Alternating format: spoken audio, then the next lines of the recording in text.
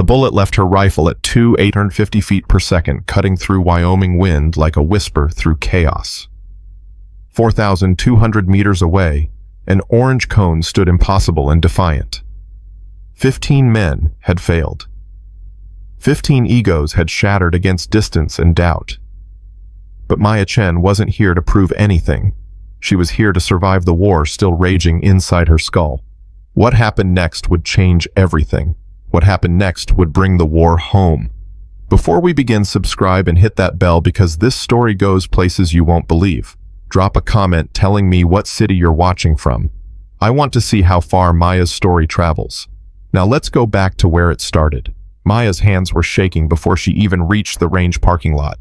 Not from fear, not from cold. From the medication wearing off 3 hours too early from the nightmare that had ripped her awake at 4 a.m. From the memory of Kabul that played on repeat every time she closed her eyes for longer than a blink.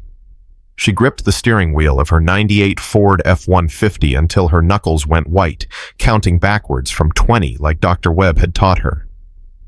The truck coughed and rattled as she pulled into Copper Canyon shooting range, dust rising around her tires in thin ghosts. "You don't have to do this today," she whispered to herself. But she did. The VA therapist had been clear: exposure therapy, controlled environment, reclaim the skills without the trauma. Right. Like you could separate the bullet from the wound. Pete Garrison was already setting up targets when Maya stepped out of her truck. He was 63, barrel-chested, with a gray mustache that twitched when he was annoyed. Former Marine. He'd seen her credentials, knew what she'd done overseas, but he'd agreed to keep it quiet. "Morning, Maya," Pete called out, his voice gravelly from 40 years of tobacco he'd finally quit. "You're early." "Couldn't sleep." "Story of your life, I bet." She didn't answer. Pete understood some things without explanation. That was why she trusted him. The morning air smelled like sage and gun oil. Maya had dressed deliberately worn jeans, a faded flannel shirt, work boots caked with mud from her grandmother's ranch. She looked like every other ranch hand in Fremont County. That was the point. Invisible. Unremarkable. Safe. But safety was an illusion she'd stopped believing in 3 years ago. "Got the range to yourself until 9. Pete said, checking his watch. "Then I got a group coming in. Rich kids from the university. Fair warning, they're loud. I'll be gone by then. You don't have to run every time people show up, Maya." "I'm not running. I'm choosing." Pete nodded slowly, but his eyes held doubt. "Your therapist called yesterday, checked in, said you're making progress. Dr. Webb worries too much. That's his job." Maya walked past Pete toward the rifle rack, her boots crunching on gravel. The familiar weight of metal and wood called to her like an old language she'd tried to forget. She'd been 12 when her grandfather first taught her to shoot out on the ranch under skies so big they made you believe in something beyond yourself. She'd been 23 when the Army taught her to kill. There was a difference. The Remington 700 sat in the rack like a memory she couldn't escape. Standard hunting rifle. Nothing fancy. Nothing military grade. But in the right hands, it could reach out and touch targets most people couldn't even see. Maya lifted it, checked the chamber, automatically felt the balance. Muscle memory. The thing about being a sniper wasn't the shooting, it was the stillness, the patience, the ability to become nothing but breath and heartbeat and calculation. "You okay?" Pete asked. Yeah, she wasn't. But lying was easier than explaining. Pete handed her a box of .308 Winchester rounds. "You need anything else?" "Just quiet," he laughed. "You got about 45 minutes of that." Maya moved to lane 7, the furthest from the entrance. She set up methodically, rifle rest sandbags, spotting scope. Dr. Webb said routine helped. Predictability calmed the nervous system. If she followed the same steps every time, eventually her body would learn this was safe. This wasn't Helmand Province. This wasn't a rooftop in Kandahar watching insurgents move through market crowds. This was Wyoming. This was home. Except it didn't feel like home anymore. She loaded 5 rounds into the magazine, the brass cartridges sliding smooth and cold. The first target was set at 300 meters.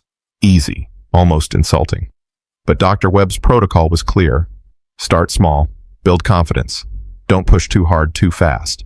Maya settled into position, cheek against the stock eye to the scope. The crosshairs found the paper target downrange. Black circle. White background. Nothing complicated.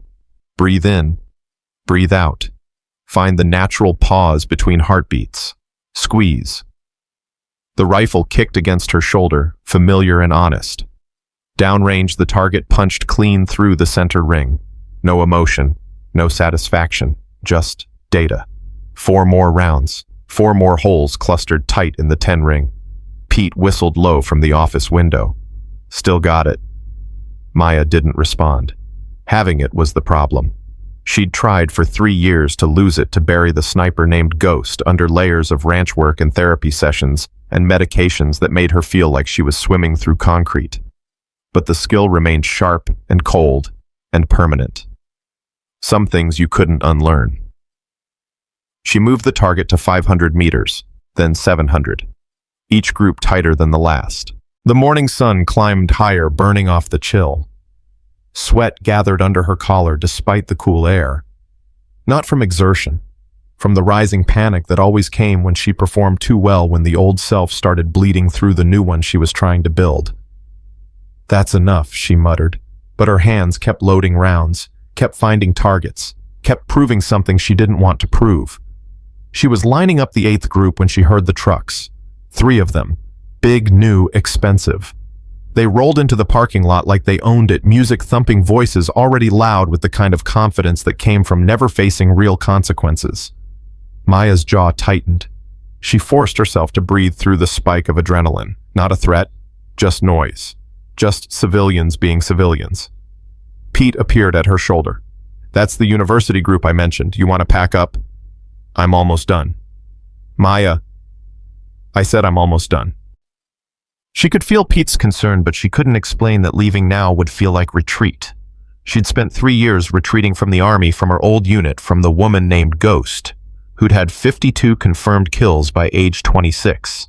She was tired of running. The truck doors slammed. 4 young men spilled out, early 20s, wearing expensive shooting jackets and tactical gear that had never seen anything tactical. They carried rifle cases that probably cost more than Maya's truck. The loudest one was tall and broad-shouldered, with styled blonde hair and the kind of smile that assumed everyone was impressed by him. He spotted Pete and strode over. Mr. Garrison, beautiful morning, isn't it? Jake Morrison? Pete's voice was carefully neutral. Thought you boys were coming at 9:30. We're eager. Jake's eyes swept past Pete to Maya, lingering with casual dismissal. Range crowded today. Just one other shooter. Hope they're not on the long-distance lanes. We're here to actually test these rifles. He patted his case. Custom Accuracy International, $7,000. I'm planning to hit targets at 2,000 meters today. Pete's mustache twitched. That right? That's right. Jake's friends had gathered behind him, all grins and expensive equipment. My father wants me trained properly before the elk hunt in Montana. Can't have his only son embarrassing the family, right? Maya kept her face down, focused on unloading her rifle. Maybe if she stayed quiet, stayed invisible, they'd forget she existed. Who's the farm girl? One of Jake's friends asked. That's Maya, Pete said carefully. She's just finishing up. Cute, the friend smiled. Didn't know the local ranches let their help play with guns. Maya's hands stilled on the bolt. Heat crept up her neck. Pete stepped forward. Gentlemen, why don't we get you set up on lanes 1 through 4? Maya's on 7. Plenty of room for everyone. Jake nodded, but his attention stayed on Maya. She know what she's doing. Those rifles kick pretty hard for someone her size. She knows what she's doing, Pete said flatly. If you say so. Jake turned away, laughing with his friends. Come on, boys. Let's show these locals how it's actually done. Maya finished unloading her movements, mechanical. She told herself it didn't matter. Told herself their words were just noise, no different than wind or rain or any other thing that existed outside her control. But her hands were shaking again. Not from medication this time. You all right? Pete asked quietly. Fine. You don't have to stay, Maya. I'll tell them. I'm fine. She looked up, met his eyes. I'm just going to finish my session. Like normal. Like we planned. Pete studied her face, then nodded slowly. Okay, but you need anything you say the word. Maya moved her position while Jake's group set up their expensive equipment with lots of noise and commentary. They were zeroing their rifles at 100 meters, which made sense. You had to start somewhere. But the way they talked loud, certain mocking anything that wasn't them, made Maya's teeth clench. She tried to focus on her own shooting, tried to maintain the calm Dr. Webb had spent 18 months helping her build. But the voices kept cutting through. Not even using a bipod, look at her. Probably doesn't know the difference between MOA and MIL. My girlfriend shoots better than that. Maya fired. The round went wide, missing the target completely. She froze. She never missed. Not at 700 meters. Not with conditions this perfect. Looks like farm girl's having trouble, Jake called out. You need some help over there. His friends laughed. Maya's vision tunneled. Her heart hammered against her ribs. The rifle suddenly felt too heavy, too familiar, too much like the Barrett M107 she'd carried through Afghanistan. She could smell dust and diesel, could hear the crackle of radio chatter, could feel the weight of her spotter's hand on her shoulder saying, Ghost, you got eyes on the target. Maya. Pete's voice close and urgent. Maya, look at me. She blinked. The parking lot came back into focus. Wyoming, not Helmand. Safe. Mostly safe. I'm okay, she whispered. You're not. Let's pack it up. Come back another day. No. The word came out harder than she intended. No, I'm finishing. Maya, I'm finishing. She reloaded with trembling hands, forced herself to settle, found her breath again. The next shot hit center mass. So did the one after that. She was building her rhythm back when Jake's voice cut through again. Mr. Garrison, we're ready for the 1,000-meter range. Can you set us up? Pete glanced at Maya, then walked over to Jake's group. Maya tried to ignore them, but their conversation carried clear across the range. 1,000 meters is serious distance, Pete was saying. You boys have experience at that range. I've trained with Olympic coaches, Jake said. I think I can handle it. Olympic shooting is different than field shooting. Winds picking up, temperatures rising, lots of variables. I've got a $2,000 scope. It'll compensate. Pete's mustache twitched again. Scopes don't compensate for fundamentals. Just set up the target, old man. The words hung in the air like a slap. Pete's jaw tightened, but he nodded and moved to set up the distant target system. Maya watched him work, saw the tension in his shoulders. Pete was proud, professional. Jake's disrespect cut deeper than the kid probably understood. It took 15 minutes to set up the 1,000-meter lane. Pete used the ATV to drive targets out to the far berm, setting up man-sized silhouettes and a bright orange traffic cone for visibility. When he returned, Jake and his friends were ready, rifles mounted on expensive shooting rests, ballistic calculators out. Winds from the northwest at about 8 miles per hour, Pete said. Temperature is 62 degrees. Elevation here is 5,300 feet. You'll need to account for... I've got it figured, Jake interrupted. He settled behind his rifle, all confidence and expensive gear. His friends crowded around with spotting scopes. You want me to spot for you? Pete offered. I've got my own people. Pete stepped back, arms crossed. He caught Maya's eye across the range. She saw something in his expression, not quite anger, but close. He was testing these boys, seeing if their money matched their skill. Jake fired. The shot cracked loud across the range. Downrange dust kicked up 15 feet to the right of the target. Wind must have caught it, Jake said quickly. Try again, one of his friends encouraged. Jake fired twice more. Both shots went wide. His confidence started fraying at the edges. This rifle might not be properly calibrated, he said. It's a $7,000 rifle, Pete said flatly. It's calibrated. Then maybe your range distances are off. They're measured with GPS, down to the inch. Jake's face darkened. He fired 3 more times, each shot missing by larger margins. His friends tried their luck with similar results. Bullets went high, low, wide. The orange cone sat untouched and mocking. Maya found herself counting shots. 15 total, 15 misses. The number burned in her mind like a taunt. Jake stood up from his rifle, face flushed. This is ridiculous. The wind conditions are impossible. Wind's barely noticeable today, Pete said. I've seen 70-year-old ranchers make this shot with iron sights. Then maybe you should show us how it's done, old man. The emphasis on those last two words made Maya's hands ball into fists. She stood up from her lane without thinking, walked toward the group. Pete saw her coming and shook his head slightly, a warning she ignored. Problem here? Maya asked quietly. Jake turned, looking her up and down with poorly concealed amusement. Just having some technical difficulties, sweetheart. Nothing for you to worry about. Sounded like you were disrespecting Mr. Garrison. Disrespecting I'm a paying customer expressing concern about. He's a Marine with 30 years of range experience. You're a kid who can't hit a target at 1,000 meters. Maybe show some respect. The parking lot went silent. Jake's friends exchanged glances. Pete's eyes widened slightly. Jake himself looked stunned, then angry. Excuse me. You heard me? And who exactly are you to talk to me like that? Maya felt something cold settle in her chest. The same cold that used to come before a shot, before a mission, before Ghost took over and Maya Chen disappeared. I'm nobody, she said, just a farm girl who knows when someone's out of their depth. Jake laughed, but it came out forced. Out of my depth, sweetheart. I've been shooting since I was 10. I've trained with Olympic coaches. Yeah, I heard. And you still can't hit a target at 1,000 meters on a perfect morning with an 8-mile-per-hour wind that a child could compensate for. One of Jake's friends snorted, then tried to cover it with a cough. Jake's face went from red to purple. You think you could do better?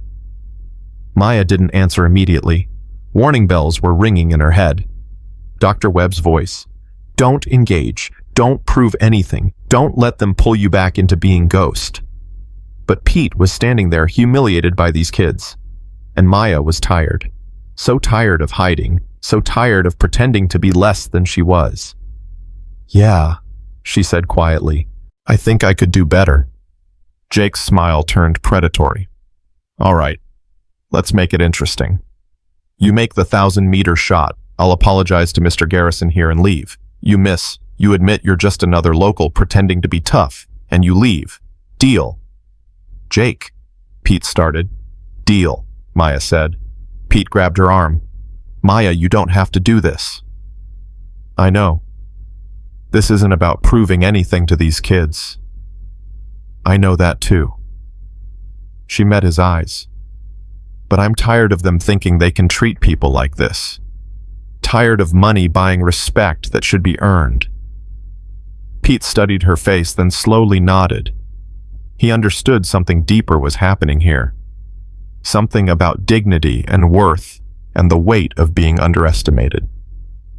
Maya walked to Jake's rifle setup. The Accuracy International was beautiful, all black carbon fiber and precision engineering. She ran her hand along the stock, felt the perfect balance. This rifle cost more than 3 months of her ranch wages. You know how to use custom equipment? Jake asked mockingly. It's not like the bargain rifles you probably... It's a rifle, Maya said. Bolt barrel trigger, same as any other. She settled into position, feeling the familiar geometry of body and weapon.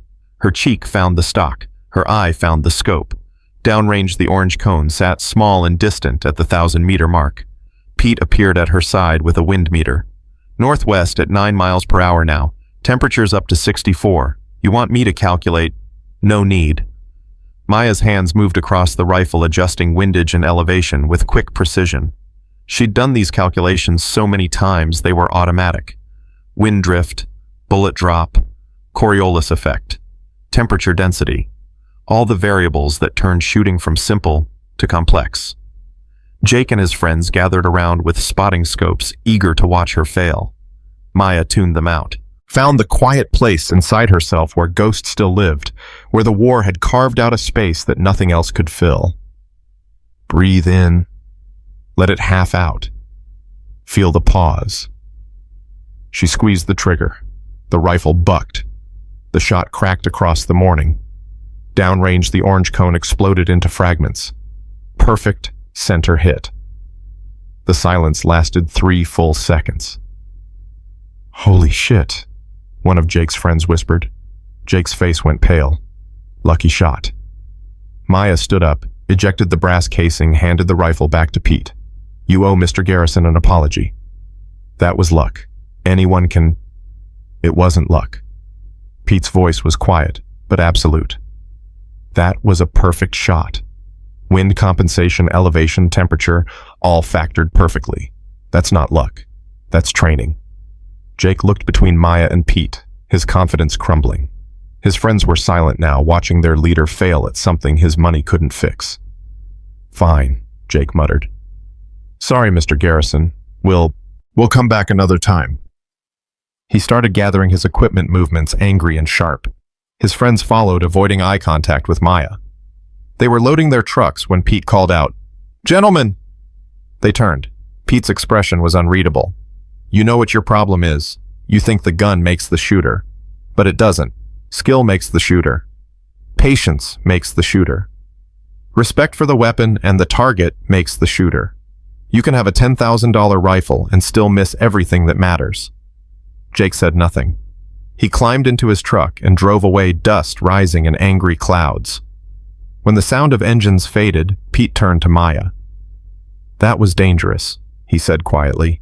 I know. You just showed them something you've been hiding for 3 years. I know that too. Was it worth it? Maya looked at the distant range where the cone fragments still lay scattered. Ask me tomorrow. Pete nodded slowly. You want to pack up now? No. Maya walked back to her lane. I want to keep shooting. Maya. Just a little longer, Pete, please.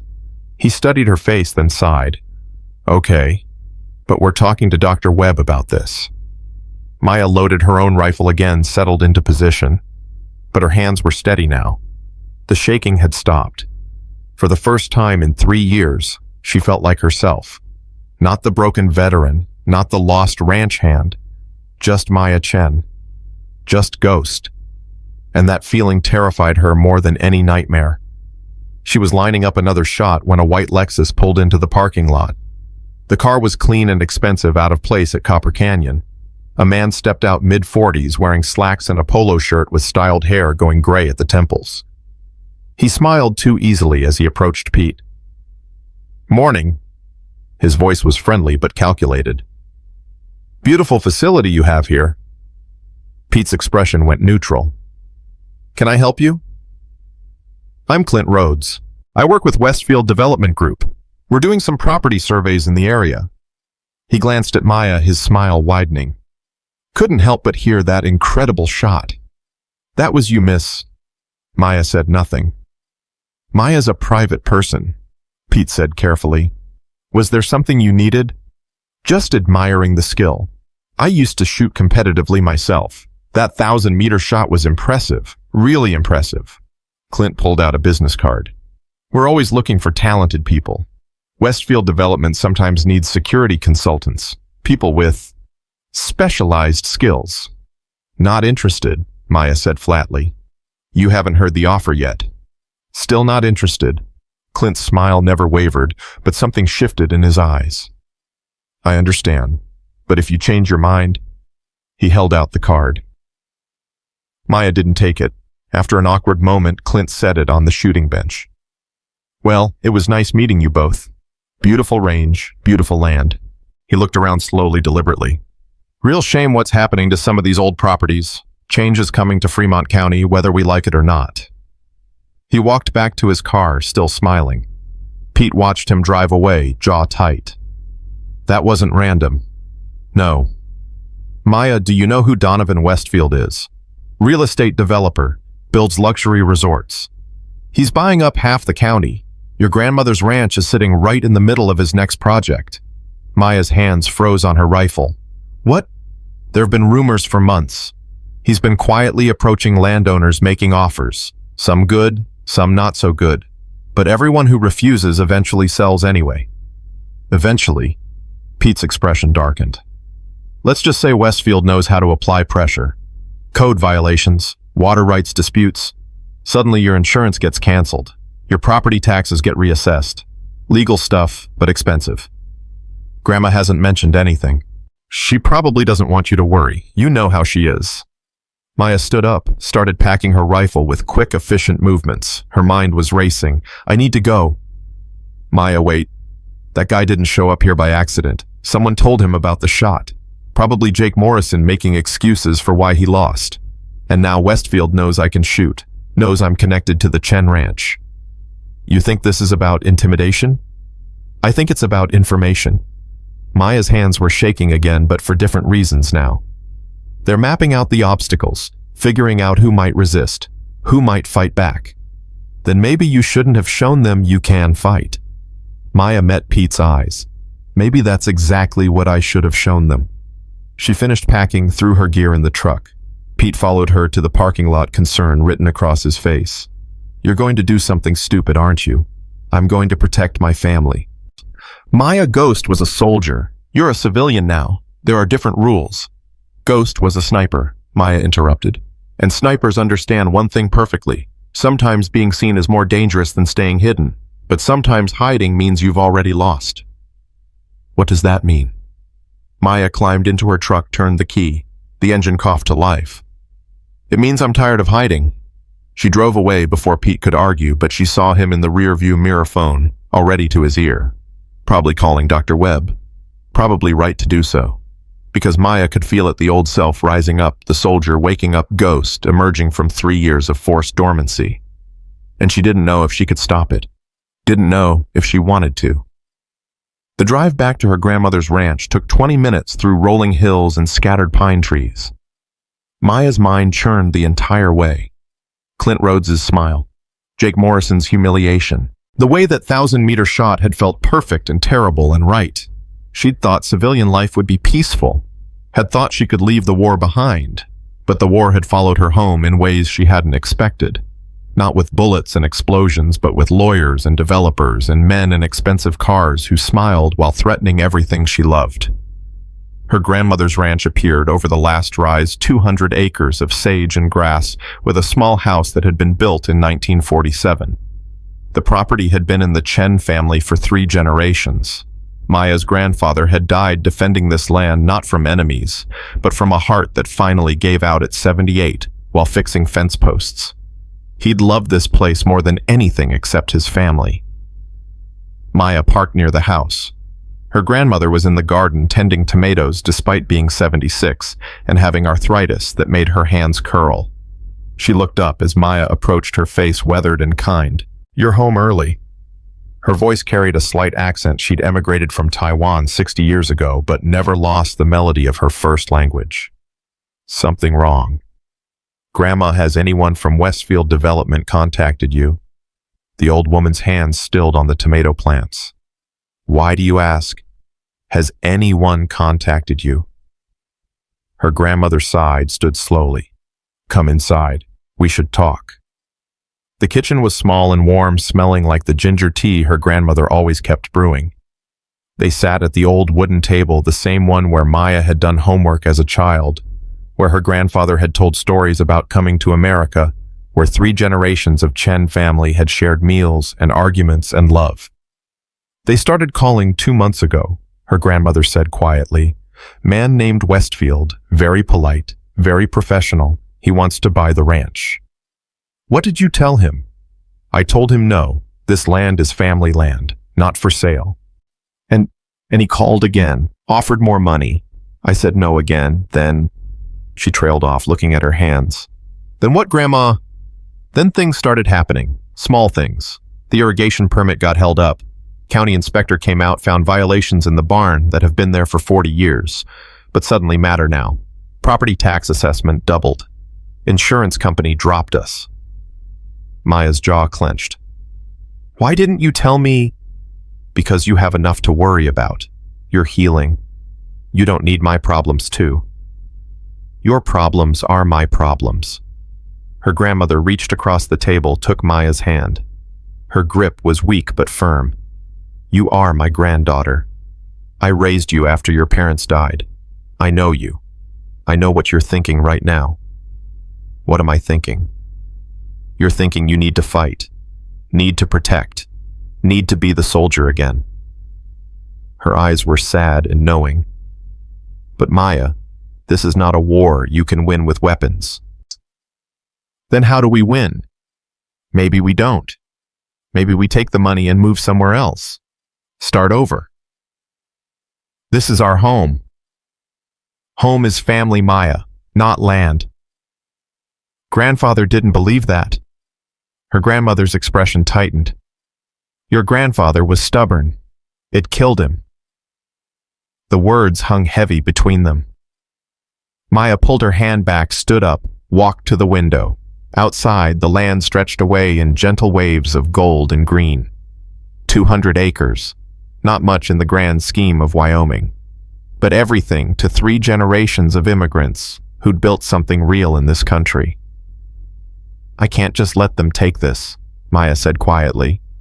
You can't fight them either. They have lawyers, money, power. I have skills, not the kind that matter here.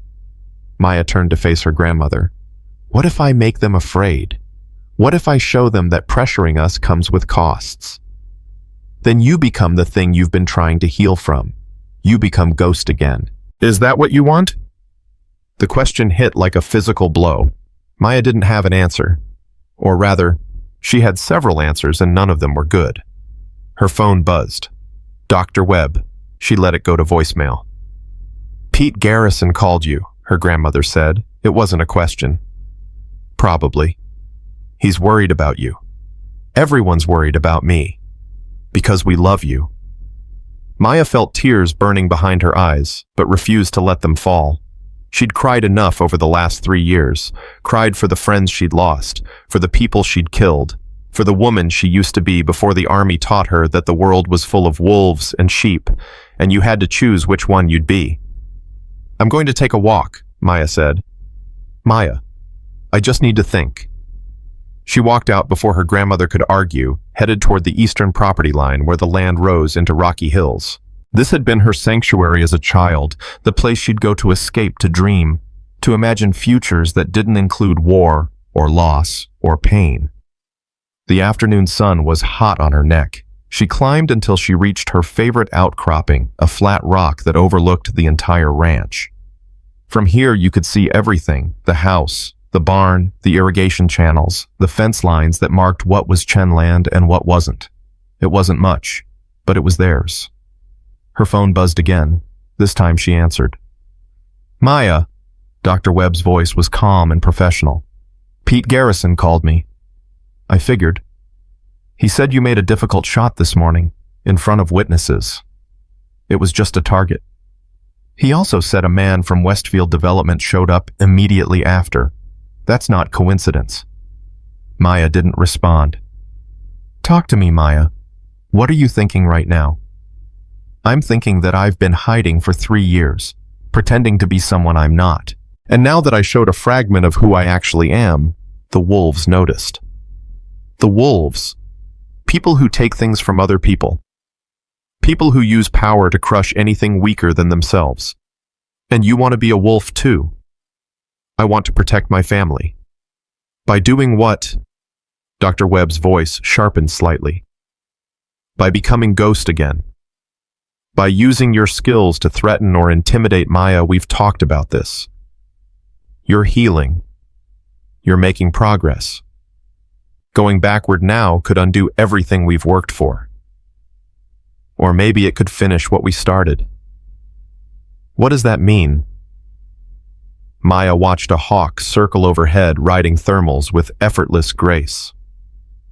Predator and prey. Always the same dance. I've been trying to kill Ghost for 3 years, Maya said quietly. Trying to bury her under medications and therapy and farm work. But maybe that's not the answer. Maybe the answer is integrating her. Using what she was for something better than war. Using lethal skills for non-lethal purposes, Maya. That's a dangerous line to walk. So is watching my grandmother lose her home because rich men think money gives them the right to take whatever they want. Dr. Webb was silent for a long moment. When he spoke again, his voice was gentler. I understand the desire to protect. It's natural, noble even, But there are legal channels, community support, ways to fight that don't require you to become a weapon again. What if those ways don't work? Then you lose the ranch but keep your soul. And if I don't fight, I lose both. Maya, I have to go, Dr. Webb. Thank you for calling. She hung up before he could argue, immediately regretted it. But she couldn't keep explaining herself to people who wanted her to be smaller, quieter, less dangerous. She'd been dangerous once for her country. Maybe now she could be dangerous for her family. The sun was setting when Maya finally returned to the house. Her grandmother was still in the garden working by the last light. She looked up as Maya approached, eyes questioning. I'm not going to do anything stupid, Maya said. But you're not going to do nothing either. No, I'm not doing nothing. Her grandmother nodded slowly. Your grandfather used to say something. I think about it often now. What? He said, the most powerful weapon a warrior can possess is the courage to be who they were meant to be. She paused. I never knew if he meant that as wisdom or warning. Maybe it's both. That night, Maya couldn't sleep. She lay in her childhood bedroom, staring at ceiling shadows while her mind replayed the day. The shot. Jake's humiliation. Clint Rhodes's calculating smile. Dr. Webb's concern. Her grandmother's quiet resignation. Everyone wanted something from her. Everyone had expectations. But what did she want? The question haunted her until 3 a.m., when she finally gave up on sleep and walked outside. The Wyoming night was cold and clear, stars scattered like diamonds across black velvet. She could see the Milky Way, something impossible in the cities where she'd been deployed. Her grandfather's old workshop sat dark near the barn. Maya walked to it without conscious decision, opened the door, flipped on the light. Everything was exactly as he'd left it 3 years ago when he died. Tools hung on pegboards. Half-finished projects sat on workbenches. The smell of sawdust and machine oil. In the back corner, covered by a tarp, was her grandfather's rifle collection. Maya pulled back the tarp slowly. 6 rifles each, maintained perfectly despite years of disuse. Hunting rifles mostly. But one stood out, a Remington 700 PCR, chambered in .308 Winchester, enhanced stock, extended barrel, premium scope. Her grandfather had bought it for her 18th birthday. For when you need to reach out and touch something far away, he'd said with a wink. She'd used it exactly twice before joining the army. Maya lifted the rifle carefully, felt its familiar weight. This was the weapon she'd learned on. The tool that had shaped her into someone who could become Ghost. Her grandfather had taught her that a gun was neither good nor evil. It was the hand that held it, and the heart that guided that hand, which mattered. What would you do, grandfather? She whispered to the empty workshop. But she knew the answer. He'd fought. Not with violence, but with stubborn integrity. He'd faced down banks and droughts and market crashes by refusing to compromise on what mattered. He'd been tough in ways that had nothing to do with weapons. Could she do the same? Maya replaced the rifle, covered the collection, turned off the light. Walking back to the house, she felt something shift inside her. Not a decision exactly, but a clarity. She didn't need to be Ghost, but she didn't need to hide from what Ghost represented either. She was Maya Chen, granddaughter of immigrants, ranch worker, veteran, sniper, all of it together, all of it real. And if Westfield Development thought they could pressure her family into surrendering, they were about to learn what happened when you cornered someone who'd survived actual war. The lesson wouldn't be gentle, but it would be unforgettable. Morning came too fast and brought company Maya wasn't expecting. She was feeding the horses when a black Mercedes SUV rolled up the ranch driveway, kicking up dust that hung in the early light like a threat. Maya set down the feed bucket, slowly wiped her hands on her jeans and waited. The driver stepped out first, a man in his 50s wearing a suit that probably cost more than her truck. Behind him came Clint Rhodes's same friendly smile from yesterday, and a third man Maya recognized immediately from local news coverage. Donovan Westfield himself. He was tall and lean with silver hair and the kind of face that looked good on billboards. Everything about him screamed money and power, from his custom shoes to the Rolex catching morning sun. He surveyed the ranch like he already owned it. "Miss Chen," his voice was smooth as expensive whiskey. "I'm Donovan Westfield. I hope you don't mind us dropping by unannounced." "I mind." Westfield's smile never faltered. "Direct. I appreciate that. Saves time." He gestured at the land around them. "Beautiful property. Your family's had it for what, 3 generations? 4 counting me. Even more impressive. Building something that lasts that's rare these days." He stepped closer, hands in pockets, casual and confident. "I understand you had quite a performance yesterday at Copper Canyon Range." Maya's jaw tightened. "News travels fast. In my line of work, information is currency, and the information I received was remarkable. A 4,200-meter shot. That's nearly impossible. It was 1,000 meters. Ah." Westfield's eyes glinted. "So the rumors got exaggerated. Still impressive, though, military background. That's not your business." "You're right, it's not. But I make it my business to know who I'm dealing with, especially when they possess skills that could be problematic." The word hung between them like a loaded gun. Maya's grandmother appeared on the porch, dish towel in hand. Her face was tight with worry.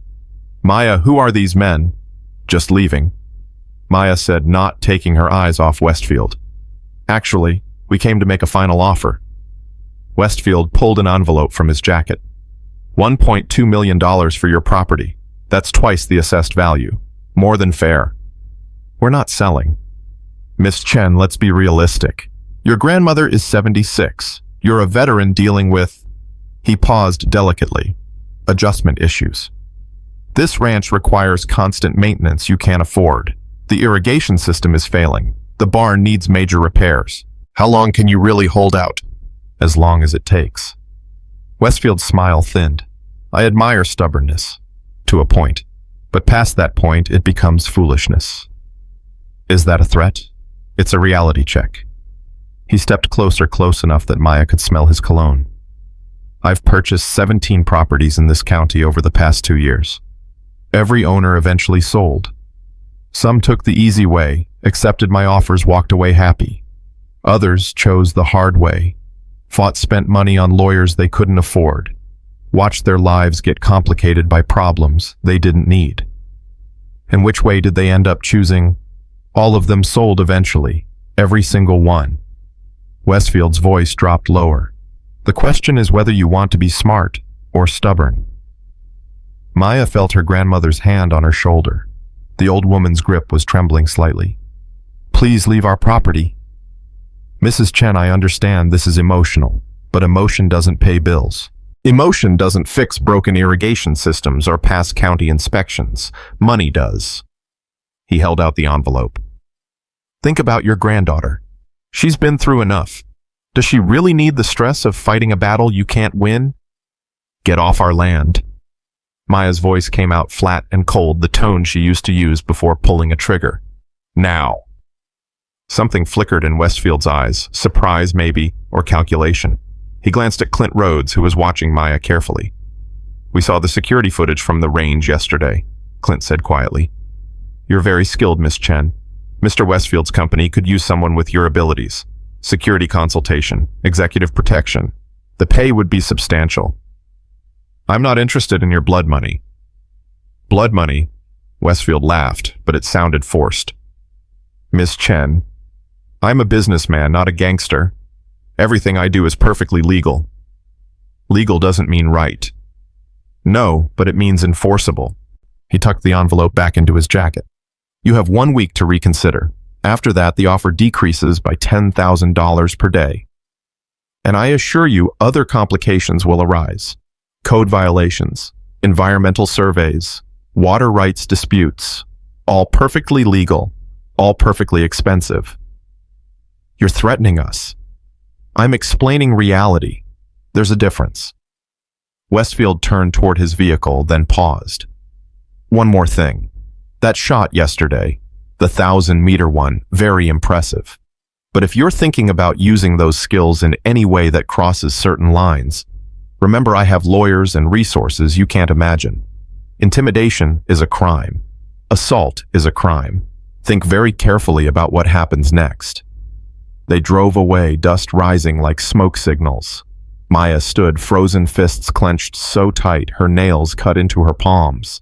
Her grandmother's hand was still on her shoulder, trembling harder now. "He knows," the old woman whispered. "He knows what you can do, and he's afraid of it." "Good. He should be." "Maya, no.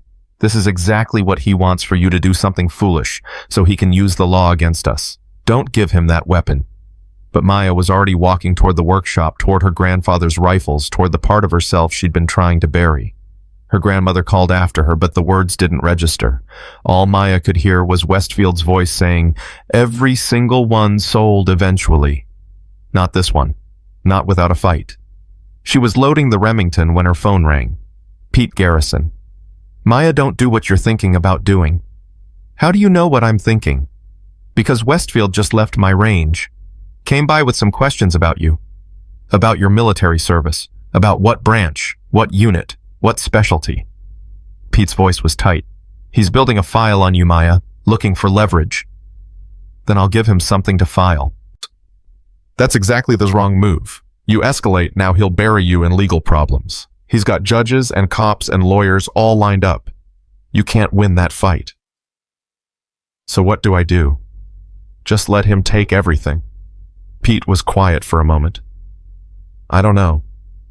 But I know turning yourself back into Ghost isn't the answer." Maya hung up. She knew Pete was right, knew Dr. Webb was right, knew her grandmother was right.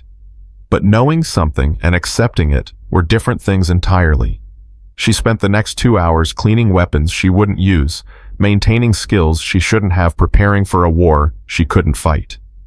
The repetitive motion calmed her. Disassemble, clean, oil, reassemble.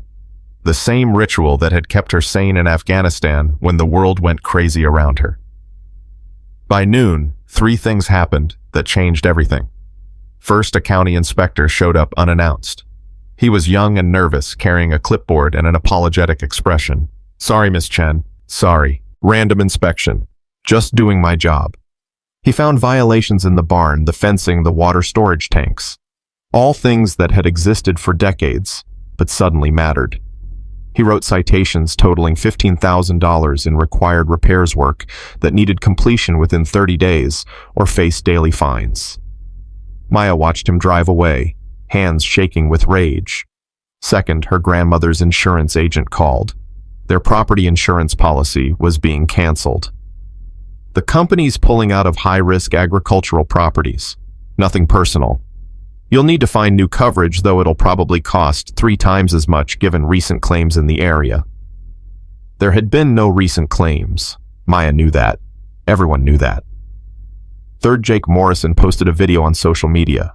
Pete called to warn her, but Maya had already seen it. Jake had edited footage from the range, adding dramatic music and slow-motion effects. The video showed Maya making the 1,000-meter shot, then cut to Jake's commentary. "So I met this crazy ranch girl yesterday who thinks she's some kind of action hero," Jake said, smirking at the camera. "Made one lucky shot and acts like she's special forces or something. But here's the thing, we looked her up. Maya Chen. Dishonorably discharged from the Army 3 years ago. PTSD. Psych issues. The whole sad story." Maya's vision tunneled. The video had 60,000 views already. Comments were flooding in, some supportive, most mocking. But the damage wasn't the mockery. It was the information. Jake had lied. She hadn't been dishonorably discharged. She'd served with distinction and separated honorably. But the lie would spread faster than truth ever could. And now everyone in the county would know she was a veteran with mental health issues who could make impossible shots. Perfect ammunition for Westfield. Her phone rang. "Dr. Webb." "Maya, I just saw the video. Are you okay?" "Define okay. Are you safe? Are you thinking clearly?" Maya laughed, but it came out harsh. "Clearly, Doc. Everything just became very clear. Westfield's not just pushing us off the ranch. He's destroying my reputation so no one will help us when we fight back. He's isolating us. Classic military strategy." "Maya, you're spiraling. I can hear it in your voice. Where are you right now?" "The workshop." "Are you alone?" "Yes." "Are there weapons near you?" The question stopped Maya cold. You think I'd hurt myself? I think you're under extreme stress and feeling cornered. That's when people make fatal mistakes. Talk to me. Tell me what you're feeling. Maya looked at the rifle in her hands, felt its weight, remembered what it represented. Power and death, control and chaos. Everything she'd been and everything she was trying not to become. I'm feeling like Ghost would know exactly what to do right now, Maya said quietly. Ghost wouldn't worry about legal complications or social media or playing by rules that only apply to people without power. Ghost was a soldier following orders in a war zone. That's not who you are anymore. Maybe that's the problem. Maybe I've been trying to be someone I'm not. Or maybe you've been healing and growing and now you're being tempted to regress because it feels easier than moving forward. The words hit hard. Maya set the rifle down, pressed her palms against the workbench, tried to breathe through the panic rising in her chest. I don't know how to protect my family without being her, Maya whispered. Then maybe that's what we need to figure out. Not how to be Ghost again, but how to be Maya Chen, the version that includes Ghost but isn't defined by her. A knock on the workshop door made Maya spin around. Her grandmother stood in the doorway, face etched with worry. Someone's here to see you, the old woman said. Says he's a reporter. Maya's stomach dropped. I have to go, Doc. Maya, wait. She hung up and followed her grandmother to the house. A man in his 30s stood by a dusty sedan camera bag over his shoulder. He had the eager expression of someone who'd smelled a story. Miss Chen, I'm Marcus Webb. No relation to your therapist. Funny coincidence from the Fremont County Chronicle. I saw the video that Jake Morrison posted. Got me curious about the woman who could make a shot like that. No comment. I'm not here to cause trouble. Actually, I think you might want to talk to me. I've been investigating Donovan Westfield's land acquisitions. The methods he uses. The pressure tactics. The convenient timing of code violations and insurance cancellations. Marcus pulled out a notebook. I've got 6 families willing to go on record about harassment, but they need someone with credibility. Someone people will listen to. I'm not your hero. I'm not asking you to be. I'm asking if you want to fight back with something more powerful than guns. Public exposure. A front-page story about how Westfield operates. It won't stop him, but it'll make his life harder. Maya studied the reporter's face, looking for deception or hidden agendas. She'd learned to read people in the military to spot the tells that separated truth from manipulation. Marcus seemed genuine, but genuine didn't mean safe.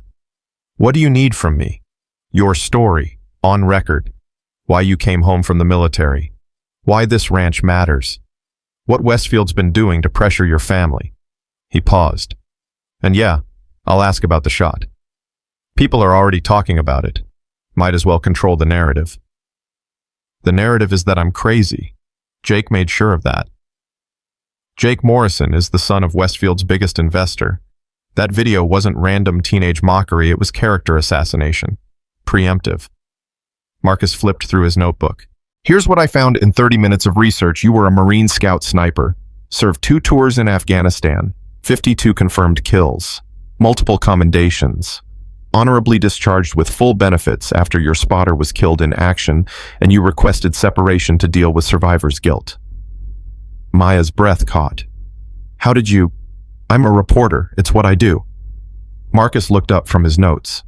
Jake Morrison lied about the dishonorable discharge. That's defamation. But more importantly, it's proof that Westfield's scared of you. Scared enough to try destroying your credibility before you become a problem. I'm not trying to be a problem. You became a problem the moment you made that shot. You showed everyone that the quiet ranch girl has teeth. Now Westfield needs to pull those teeth before you bite. Maya's grandmother touched her arm. Maybe we should listen to him. Grandma, reporters make things worse. Or they make things public. Right now we're alone. Westfield can do whatever he wants because nobody's watching. But if people are watching, the old woman's voice strengthened. Your grandfather always said sunlight was the best disinfectant. Marcus nodded. He was right. I can't promise this will save your ranch, but I can promise that if Westfield keeps pressuring you, everyone in the county will know exactly what he's doing and how he does it. Maya looked between the reporter and her grandmother, feeling the weight of decisions she didn't want to make. Going public meant attention. Attention meant exposure. Exposure meant becoming the story instead of just living her life. But living quietly had gotten them nowhere. "One interview," Maya said finally. "But I control what gets published about my military service. Some things stay private." "Deal." They sat at the kitchen table while Marcus set up a recorder. Her grandmother made tea. Nobody drank. The afternoon sun slanted through windows that needed washing, highlighting dust motes that danced like tiny ghosts. "Let's start with the ranch," Marcus said. "Why does it matter to you?" Maya thought about sanitized answers, media-friendly sound bites, then decided to hell with it. "My grandparents came to America with 2 suitcases and a dream that probably sounds naive now. They believed if you worked hard and played fair, you could build something real, something that lasted. My grandfather died on this land literally heart attack while fixing a fence he'd fixed 100 times before. My parents died in a car accident when I was 8, and my grandmother raised me here alone. This ranch isn't just property. It's proof that their dream meant something." Marcus wrote quickly. "And Donovan Westfield wants to turn it into what exactly? Luxury resort, high-end condos, golf course probably. All the things that make rich people feel like they're experiencing authentic Wyoming without any of the actual authenticity. How's he been pressuring you?" Maya detailed everything: the phone calls, the escalating offers, the sudden code violations, the canceled insurance, Westfield's visit that morning. Marcus's pen never stopped moving. "Classic pattern," he muttered. "Same thing he did to the Johnsons, the Martinez family, the Reeds. Legal harassment until you can't afford to fight anymore. You said 6 families went on record. 6 so far, but they're scared. Westfield has power and connections. They're worried about retaliation. They should be. He's already threatened me and I've barely started fighting." Marcus looked up. "How are you planning to fight?" The question hung heavy. Maya thought about the rifles in the workshop, the skills she'd tried to bury the part of her that knew exactly how to make problems disappear permanently. "Legally," she said finally. She said, "What other choice do I have?" But her voice lacked conviction, and Marcus caught it. "There's a rumor," he said carefully, "that Westfield's last major development had issues. The Bridger Mountain Resort. 3 landowners refused to sell. Then their properties had mysterious problems. Fires, vandalism, equipment failures. Nothing provable, nothing traced back to Westfield, but all 3 eventually sold." Maya's hands tightened around her teacup. "You're saying he uses violence?" "I'm saying he's willing to cross lines that make legal pressure look gentle. And I'm saying if you're thinking about responding with your particular skill set, he'll destroy you. He wants you to escalate, needs you to escalate, because then he can call the cops, call his lawyers, and have you arrested for whatever crime you commit while trying to protect your home. So I do nothing. You do what I'm doing: fight with information, with publicity, with making sure everyone's watching." Marcus leaned forward. "You were a sniper, right? You understand patience, waiting for the perfect shot. This is the same thing, just different weapons." Maya wanted to believe him, wanted to think that journalism and public opinion could stand against money and power, but she'd seen too much of the world to trust in fairness. "What happens when the article runs and nothing changes?" Maya asked. "Then we write another article, and another, until something does change or we run out of words." "And if we run out of words first," Marcus smiled grimly, "then at least we'll have the satisfaction of knowing we fought as hard as we could." It wasn't encouraging, but it was honest. They finished the interview as shadows lengthened across the ranch. Marcus promised to have the article ready by Friday, 3 days away. It would run on the front page if his editor approved, which Marcus seemed confident about. "One more thing," Marcus said as he packed up his recorder. "That video Jake posted, I'm including it in my article, but with context. The full story about your service. The truth about your discharge. By the time people finish reading, Jake's going to look like exactly what he is: a spoiled kid doing Westfield's dirty work. His father invests with Westfield. His father owns Morrison Construction. They're building the resort. Jake wasn't just mocking you for fun, he was protecting his family's business interests. Maya walked Marcus to his car, watched him drive away. Her grandmother appeared beside her, silent and solid. "You did the right thing," the old woman said. "Then why doesn't it feel right?" "Because the right thing is often the hard thing. Your grandfather taught me that." They stood together in the fading light, watching the land that had shaped 3 generations of their family. Somewhere out there, Westfield was probably planning his next move, and Maya knew with absolute certainty that an article wouldn't stop him. But maybe it would slow him down enough for her to figure out what came next. That night, Maya couldn't sleep again. She lay in bed, staring at her phone, watching Jake's video climb toward 100,000 views. The comments were getting uglier. Someone had posted her address. Another person made jokes about putting down crazy vets before they snap. At 2 a.m., she gave up and went outside. The stars were brilliant and cold, indifferent to human struggles. Maya walked to the eastern property line, to the outcropping where she'd stood the day before. Below her, the ranch spread out in moonlight, silver and black and heartbreakingly beautiful. She heard the vehicle before she saw it. A truck running dark, no headlights, moving slowly along the county road that bordered their property. Maya dropped flat against the rock, watching. The truck stopped near their fence line. 3 men got out, carrying what looked like equipment. Maya's heart hammered. She pulled out her phone, zoomed the camera, started recording. The men worked quickly, professional. One kept watch while the other 2 cut through the fence, then did something near the irrigation system main line. Sabotage. Maya's military training screamed at her to move, to confront, to neutralize the threat. But civilian Maya knew that would be exactly what Westfield wanted. So she stayed hidden, kept recording captured faces and license plates and evidence. The men worked for 10 minutes, then left as quietly as they'd come. Maya waited until their tail lights disappeared, then sprinted down to the irrigation system. In the moonlight, she could see what they'd done, loosened the main valve connection just enough that pressure would blow it out in a few days. The ranch would lose water during the hottest part of summer. Crops would die. Animals would suffer. All perfectly deniable. All looking like equipment failure. She wanted to scream, wanted to grab her rifle and hunt those men down, wanted to become Ghost and solve this problem the way she'd been trained to solve problems. Instead, she called 911. The sheriff's deputy, who arrived 40 minutes later, was young and skeptical. He looked at the fence, looked at the irrigation valve, looked at Maya like she might be crazy. "You're saying someone cut your fence and tampered with your water system. I'm saying I have video of 3 men doing exactly that." Maya showed him the footage. The deputy watched, face unchanging. "Too dark to make out faces clearly. Can't read the license plate from this angle. Could be anyone. Could be I'm giving you evidence of a crime in progress. I'm seeing dark figures doing something to a fence. Can't prove intent. Can't identify suspects." He closed his notebook. "Best I can do is file a report. You should fix the fence and the valve before they become problems. That's it. Someone sabotages our property and you file a report." The deputy's expression was apologetic but firm. "Miss Chen, I understand you're frustrated, but without clear evidence, without identifiable suspects, there's not much we can do.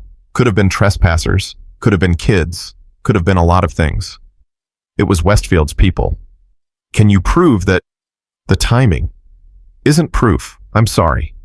Fix your fence, fix your valve, install better security cameras. That's my advice." He left, and Maya stood alone in the darkness, shaking with rage and helplessness.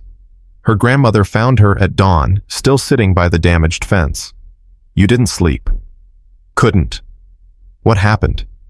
Maya told her everything, the sabotage, the video, the deputy's uselessness. Her grandmother listened without interrupting, face growing harder with each detail. "He's escalating," the old woman said finally. "Westfield, he's done being patient. What do? We fix the fence, fix the valve, and we wait for Marcus's article. And if the article doesn't stop him..." Her grandmother was quiet for a long time. When she spoke, her voice carried steel Maya had never heard before.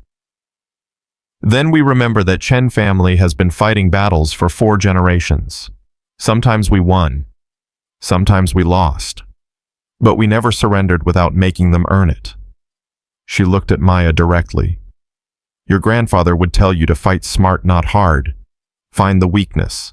Exploit it. Win the war, not just the battle. I don't know what that means. It means Westfield's weakness isn't his money or his lawyers. It's his reputation. He needs to look legitimate, needs the county to see him as a respectable businessman. The moment that facade cracks, his whole operation becomes vulnerable. Maya understood suddenly. The article. The article is step one. But we need more. Need other families to go public. Need his investors to see what they're really funding. Need the county commissioners to understand they're enabling a predator. That takes time we don't have. Then we buy time. We make noise. We make him worry that destroying us will cost more than it's worth. Her grandmother smiled grimly. You're not the only one who can fight, Maya. I've been doing it longer than you've been alive. For the first time since Westfield's visit, Maya felt something like hope. Not much. Just a flicker. But in the darkness they were facing, even a flicker mattered. They spent the morning repairing the fence and the irrigation valve. Hard work, physical work, the kind that left no room for thinking. By noon, they'd finished, and Maya collapsed in the kitchen, exhausted but clearer. Her phone buzzed. Marcus Webb, the reporter. Maya, we have a problem. My editor killed the story. Maya's stomach dropped. What? He got a call from Morrison Construction this morning. Threats about pulling advertising. Then he got a call from Westfield's lawyer about potential libel. Then, and this is the concerning part, he got a call from the county commissioner's office suggesting he reconsider running a story that might damage the county's economic development prospects. They bought him off. They scared him off. There's a difference, but the result's the same. The story's dead. Maya felt the hope from this morning crumble like ash. So that's it. We just accept that power wins. I didn't say that. I said my editor killed the story. I didn't say I did. Marcus paused. I'm going independent, posting it online, building it out on social media. Won't reach as many people as the newspaper, but it'll reach enough. And it can't be killed by phone calls to nervous editors. You'll lose your job. Probably, but I became a reporter to tell stories that matter. This one matters. Marcus's voice hardened. Westfield made a mistake threatening my editor. Made me angry. And angry journalists are dangerous journalists. Maya felt something warm in her chest, not hope this time, but recognition. She'd found an ally. Maybe not a soldier, but a different kind of warrior. When do you publish? Tomorrow morning. I want to coordinate with you, though. When it goes live, there'll be blowback. Westfield will respond. You need to be ready. I'm always ready. Are you, though? Because ready means having a lawyer on standby. Ready means documenting everything. Ready means not doing anything that gives Westfield ammunition to use against you. Marcus paused meaningfully. Ready means not becoming the thing he's trying to paint you as, a dangerous veteran who can't control herself. The words stung because they were true. I'll be ready, Maya said quietly. Good, because this is about to get much worse before it gets better. Marcus hung up and Maya sat in the quiet kitchen, understanding that she'd just crossed a line. Tomorrow, when that article went live, there would be no going back, no more hiding, no more pretending to be just a ranch hand. Tomorrow, Ghost would emerge whether Maya wanted her to or not. The only question was whether she'd control that emergence or let it control her. The article went live at 6 a.m., and Maya's phone started exploding by 6:15. She was already awake, had been since 4, sitting at the kitchen table with coffee she couldn't drink and watching dawn break over land that might not be hers much longer. When the notifications started flooding in, she almost didn't look, almost let the digital storm rage without her. But hiding had never solved anything. Marcus had titled it The Westfield Method: How One Developer Uses Legal Warfare to Displace Wyoming Families. The article was thorough, damning, and backed by 6 families willing to go on record. Maya's story anchored it: the veteran trying to heal the family ranch under siege, the systematic harassment disguised as business. By 7 a.m., it had 10,000 shares. By 8, local news was picking it up. By 9, Maya's grandmother was fielding calls from neighbors they hadn't spoken to in years, all offering support, all suddenly brave, now that someone else had spoken first. "Mrs. Chen, we had no idea Westfield was doing this to you too," one rancher said. "He threatened us last year, made us sign a non-disclosure agreement when we sold, said if we talked he'd sue us into oblivion." "How many others?" Maya's grandmother asked. "At least a dozen families I know of, maybe more. He's been working this county like a hostile takeover, picking off properties one by one." Maya listened to the calls, feeling something shift in the air. Not victory, it was too early for that. But possibility. The kind that came when isolated people realized they weren't alone. Her phone rang. "Pete Garrison. You stirred up a hornet's nest." "Good. Hornets deserve stirring." "Maya, I'm serious. Westfield's people have been calling around asking questions about you, about your mental state, about whether you've made threats. They're building something." "Let them build. Marcus documented everything. I've got video of the sabotage. They come at me now. They do it in public with everyone watching. That's what worries me. You think publicity protects you, but sometimes it just makes the target bigger." Pete's voice dropped. "I got a call this morning from an old army buddy. Works in private security now. He says Westfield's hired a firm out of Denver, the kind that specializes in making problems disappear legally." Maya's hand tightened on the phone. "What kind of problems?" "The kind that sue. The kind that file restraining orders and criminal complaints. The kind that turn defenders into aggressors by provoking them into mistakes." Pete paused. "Maya, they're going to push you, hard. They want you to snap, want you to do something Ghost would do so they can have you arrested and discredit everything Marcus wrote." "I'm not going to snap." "You sure about that? Because 3 days ago, you were cleaning rifles at 2 a.m.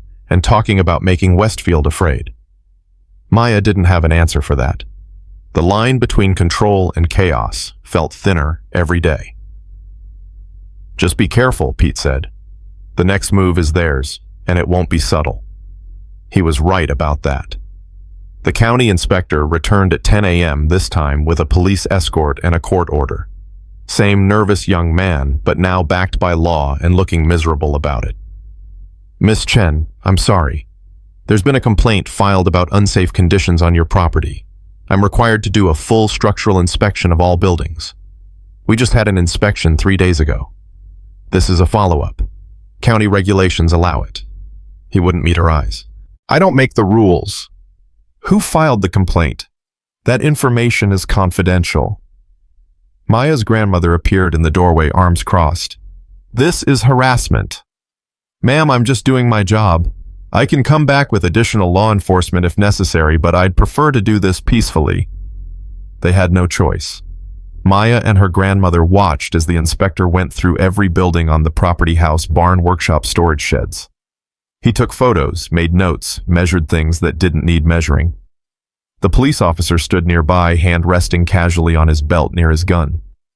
2 hours later, the inspector handed them a citation list that made the previous one look gentle.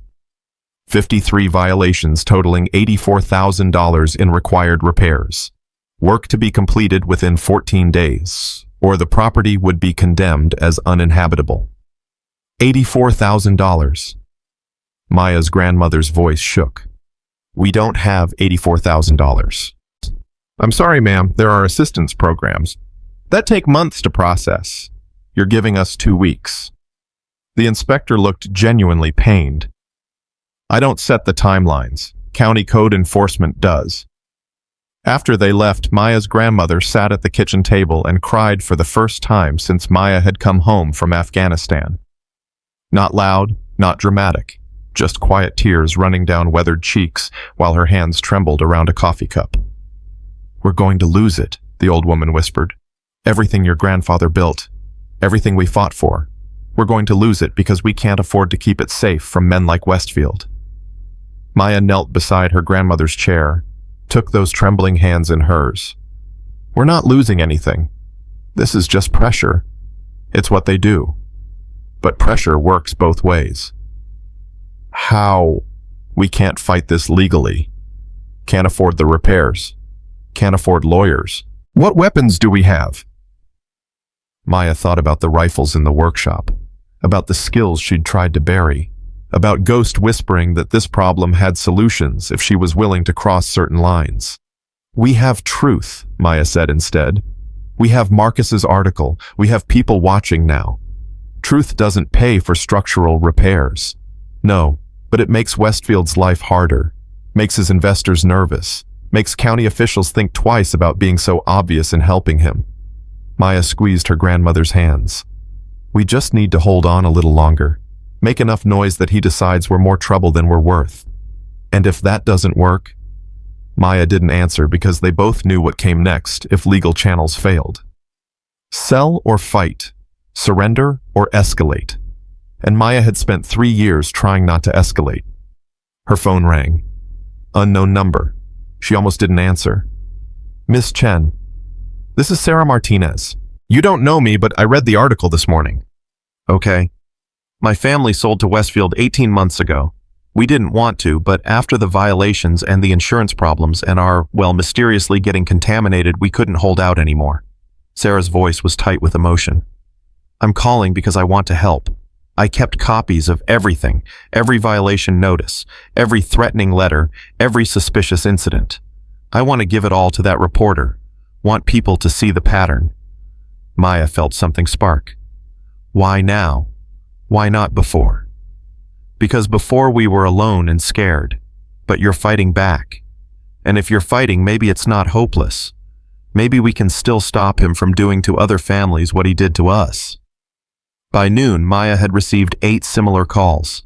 8 families, all with documentation, all willing to go public now that someone else had broken the silence. Marcus was ecstatic when Maya forwarded their information. This is bigger than I thought, Marcus said. Westfield's been doing this systematically for 3 years. I'm talking dozens of families, maybe hundreds of thousands in property acquired below market value through intimidation. This isn't just a story anymore. This is a pattern that could trigger state or federal investigation. How long until you can publish the follow-up? 2 days, maybe 3. I need to verify everything, get legal review since I'm independent now. But Maya, this is the kind of story that ends careers. Westfield's going to come at us hard. Let him come. Marcus laughed, but it sounded nervous. You say that, but I've already had my car keyed and my apartment broken into. Nothing stolen, just searched. They're looking for sources trying to figure out who's talking. Maya's blood ran cold. You okay? Scared but functioning. This is what journalism looks like when you're doing it right, pissing off people with power. He paused. How are you holding up? 84,000 in repairs due in 2 weeks. So you know, living the dream. Jesus, I'll include that in the follow-up. Show how quickly they escalate once someone fights back. After hanging up, Maya walked out to the workshop. Her grandfather's rifles sat in their rack, clean and ready. She'd maintained them out of habit, but now she wondered if habit was just preparation wearing a different mask. She was reaching for the Remington when her grandmother's voice cut through the silence. Don't. Maya turned. The old woman stood in the doorway, backlit by afternoon sun. I'm just looking. You're doing more than looking. You're asking questions you already know the answers to. Her grandmother stepped inside, closed the door. I know what you're thinking. I can see it in your eyes. You're thinking about how easy it would be. How Ghost would handle this. How a few well-placed shots could solve problems that law can't touch. I'm not... Don't lie to me. I raised you. I know when you're at war with yourself. The old woman moved closer, her voice gentle but firm. Your grandfather told me once about his time in the war, Korea. He never talked about what he did there, but he told me about the moment he realized he'd become someone his mother wouldn't recognize. Said it took him 20 years to find his way back to being the man she raised. What's your point? My point is that some lines, once you cross them, you can't uncross. You can live with yourself after. You can function, but you can't go back to who you were before. Her grandmother took Maya's hand, pressed it against her own chest, where her heart beat steady and strong. I would rather lose this ranch than lose my granddaughter to the war she's been fighting so hard to escape. Maya felt tears burning but refused to let them fall. Then what do? Just accept that power always wins. We fight smarter. Your grandfather's rifles aren't the only weapons in this workshop. She moved to the workbench, pulled out a drawer Maya had never paid attention to. Inside were files, decades of documents, property records, water rights, historical surveys. This land has been in our family for 4 generations. In that time, we've learned things about water sources, about mineral rights, about easements and access roads and all the boring legal details that men like Westfield assume were too simple to understand. Maya looked through the files, not understanding. What am I looking at? Leverage. Westfield needs our land for his resort, but not just the surface. He needs the water rights, needs the access easement that cuts through our eastern property, needs the mineral rights my grandfather negotiated in 1952. Her grandmother smiled grimly. We may not be able to stop him from harassing us, but we can make sure that even if he forces us to sell what he gets, is useless for his purposes. How? By transferring the water rights to the County Conservation Trust, by granting the access easement to the National Forest Service, by selling the mineral rights to a third party. The old woman's voice hardened. If we're going to lose, we make sure he loses too. Make sure his investors see that all this effort was for nothing. Maya stared at her grandmother with new respect. That's ruthless. That's survival. Your grandfather taught me that sometimes the best way to win a fight is to make sure nobody wins. Scorched earth isn't just a military tactic. They spent the afternoon making calls to lawyers, to the county trust, to the Forest Service. The process was complex and would take weeks, but the message was clear. If Westfield wanted this property, he'd get dirt and nothing else. By evening, Maya felt something like equilibrium returning. They had a strategy, had allies, had weapons that didn't require pulling triggers. Then Jake Morrison showed up. He arrived at sunset, driving his expensive truck too fast up the ranch road. Maya saw him coming and met him in the yard, her grandmother watching from the porch. "You're not welcome here." Jake climbed out, and Maya saw immediately that something was wrong. His face was flushed, his movements jerky. He'd been drinking or using something, and whatever it was had burned away his usual arrogance, leaving something uglier underneath. "You ruined my life," he slurred. "That article. Everyone's calling me Westfield's puppet. My father's investors are asking questions. People are messaging me, calling me a liar about your discharge. You ruined everything. You did that yourself when you posted lies on social media. They weren't lies. You are crazy. You are dangerous." He moved closer, swaying slightly. "You think you're so tough because you can shoot a gun? Think you're special because you went to war? You're just a broken woman trying to act hard." Maya's hands clenched, but her voice stayed calm. "You need to leave. Now. Or what? You'll shoot me." Jake laughed, harsh and bitter. "Go ahead. Prove everyone right about you being unstable. Give Westfield exactly what he wants." "Jake, I'm asking you one more time. My father's going to lose everything because of you. Morrison Construction is tied to this development. If it falls apart, we're done. 30 years of building a business gone because some ranch girl couldn't accept reality." Maya's grandmother called from the porch. "I'm calling the sheriff." "Call them, I don't care anymore." Jake pulled out his phone, started recording. "I want everyone to see this. Want them to see the real Maya Chen, the violent veteran who threatens people. Go on, do something. Give me the evidence Westfield needs to bury you." And Maya understood. This wasn't a drunk kid looking for a fight. This was a calculated provocation. The drinking was real enough, but the purpose was clear. Get her to react, capture it on video, use it to destroy the credibility Marcus's article had built. She took a step back, hands visible, voice level. "I'm not going to fight you, Jake. You're drunk, you're upset, and you're trying to manipulate me into doing something stupid. It's not going to work. Come on. You're a Marine, right? Or was that another lie? Show me what Ghost can do." He moved closer, phone aimed at her face. "Hit me. Threaten me. Do something that proves you're the danger everyone says you are." Maya's heartbeat was steady. Ghost whispered tactics: disable the phone, secure the threat, control the situation. But Maya Chen knew something Ghost didn't. The real battle wasn't physical. My grandmother called the sheriff, Maya said clearly for the recording.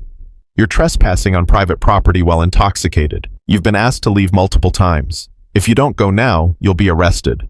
Jake's face twisted with frustration.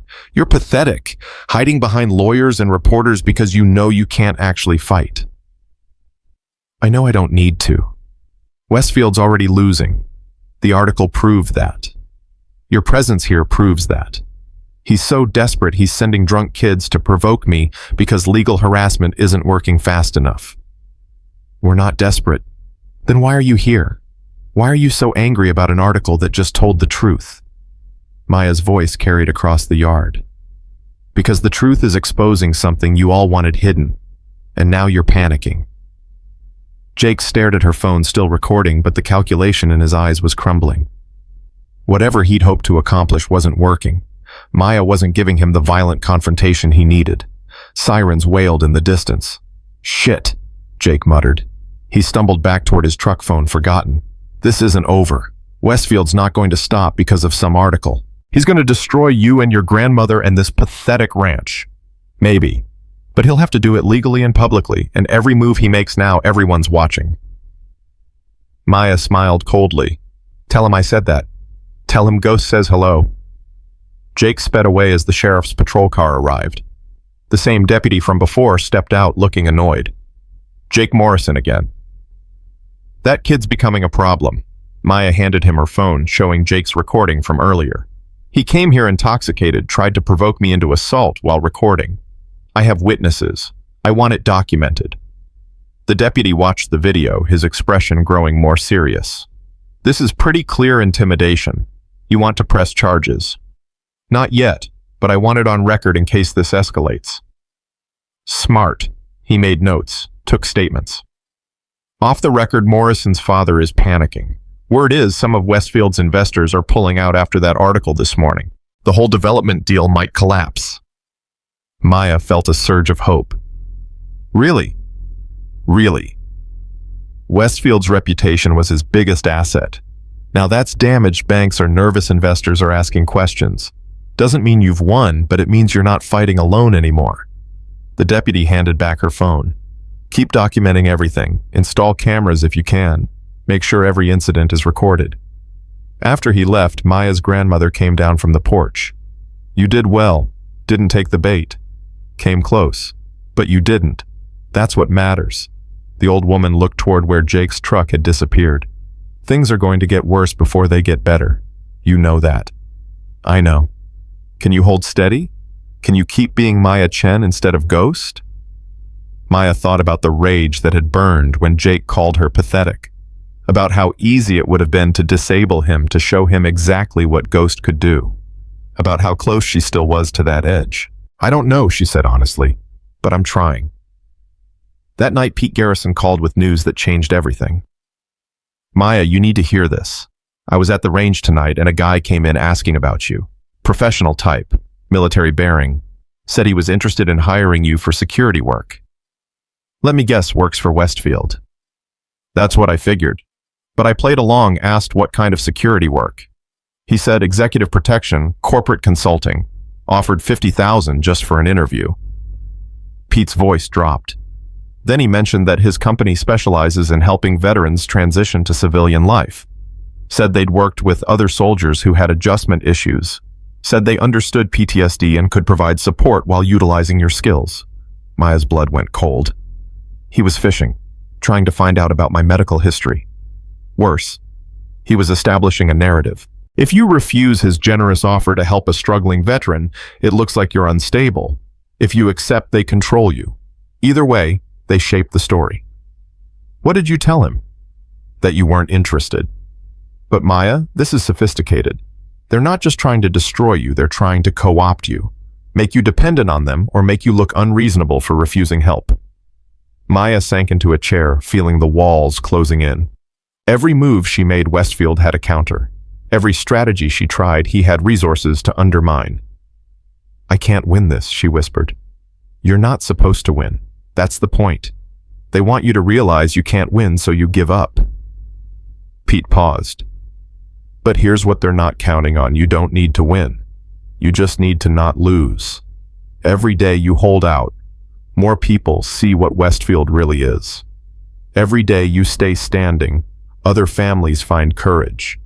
You're not fighting for victory, Maya. You're fighting for example. The words hit deep. Maya had spent 3 years thinking she needed to be fixed, needed to win the war against herself. But maybe survival was enough. Maybe standing when everyone expected you to fall was its own kind of victory. Thanks, Pete. Don't thank me yet. This gets harder from here. He was right.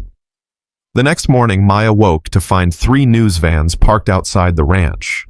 Marcus's follow-up article had dropped overnight, and it was devastating. 12 families on record. Documented patterns of harassment.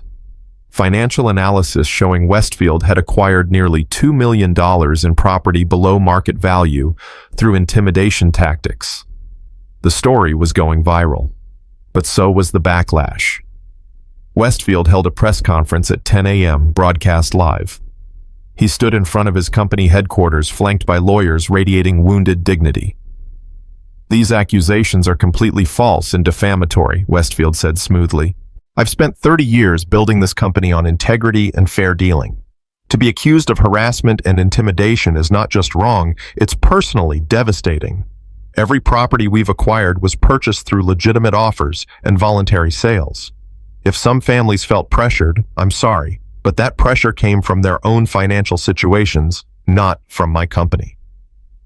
A reporter called out, "What about the Chen family's allegations of sabotage? I've never met Maya Chen, have no idea why she's targeting me with these accusations, but I understand she's a veteran struggling with PTSD and adjustment issues. I hope she gets the help she needs." He paused, letting that sink in. "In fact, I'm announcing today that Westfield Development will donate $50,000 to veteran mental health services in Fremont County. Because regardless of these false accusations, I support our veterans." Maya watched the press conference with growing horror. Westfield had flipped the narrative perfectly. Now he was the victim being attacked by an unstable veteran. His donation made him look generous while reinforcing the idea that Maya needed mental health treatment. Her phone exploded with calls from reporters wanting comment. Maya ignored them all except Marcus. "He's good," Marcus admitted. "Really good. Took my article and spun it into a story about him being persecuted. So we lost. We got punched. That's different than losing.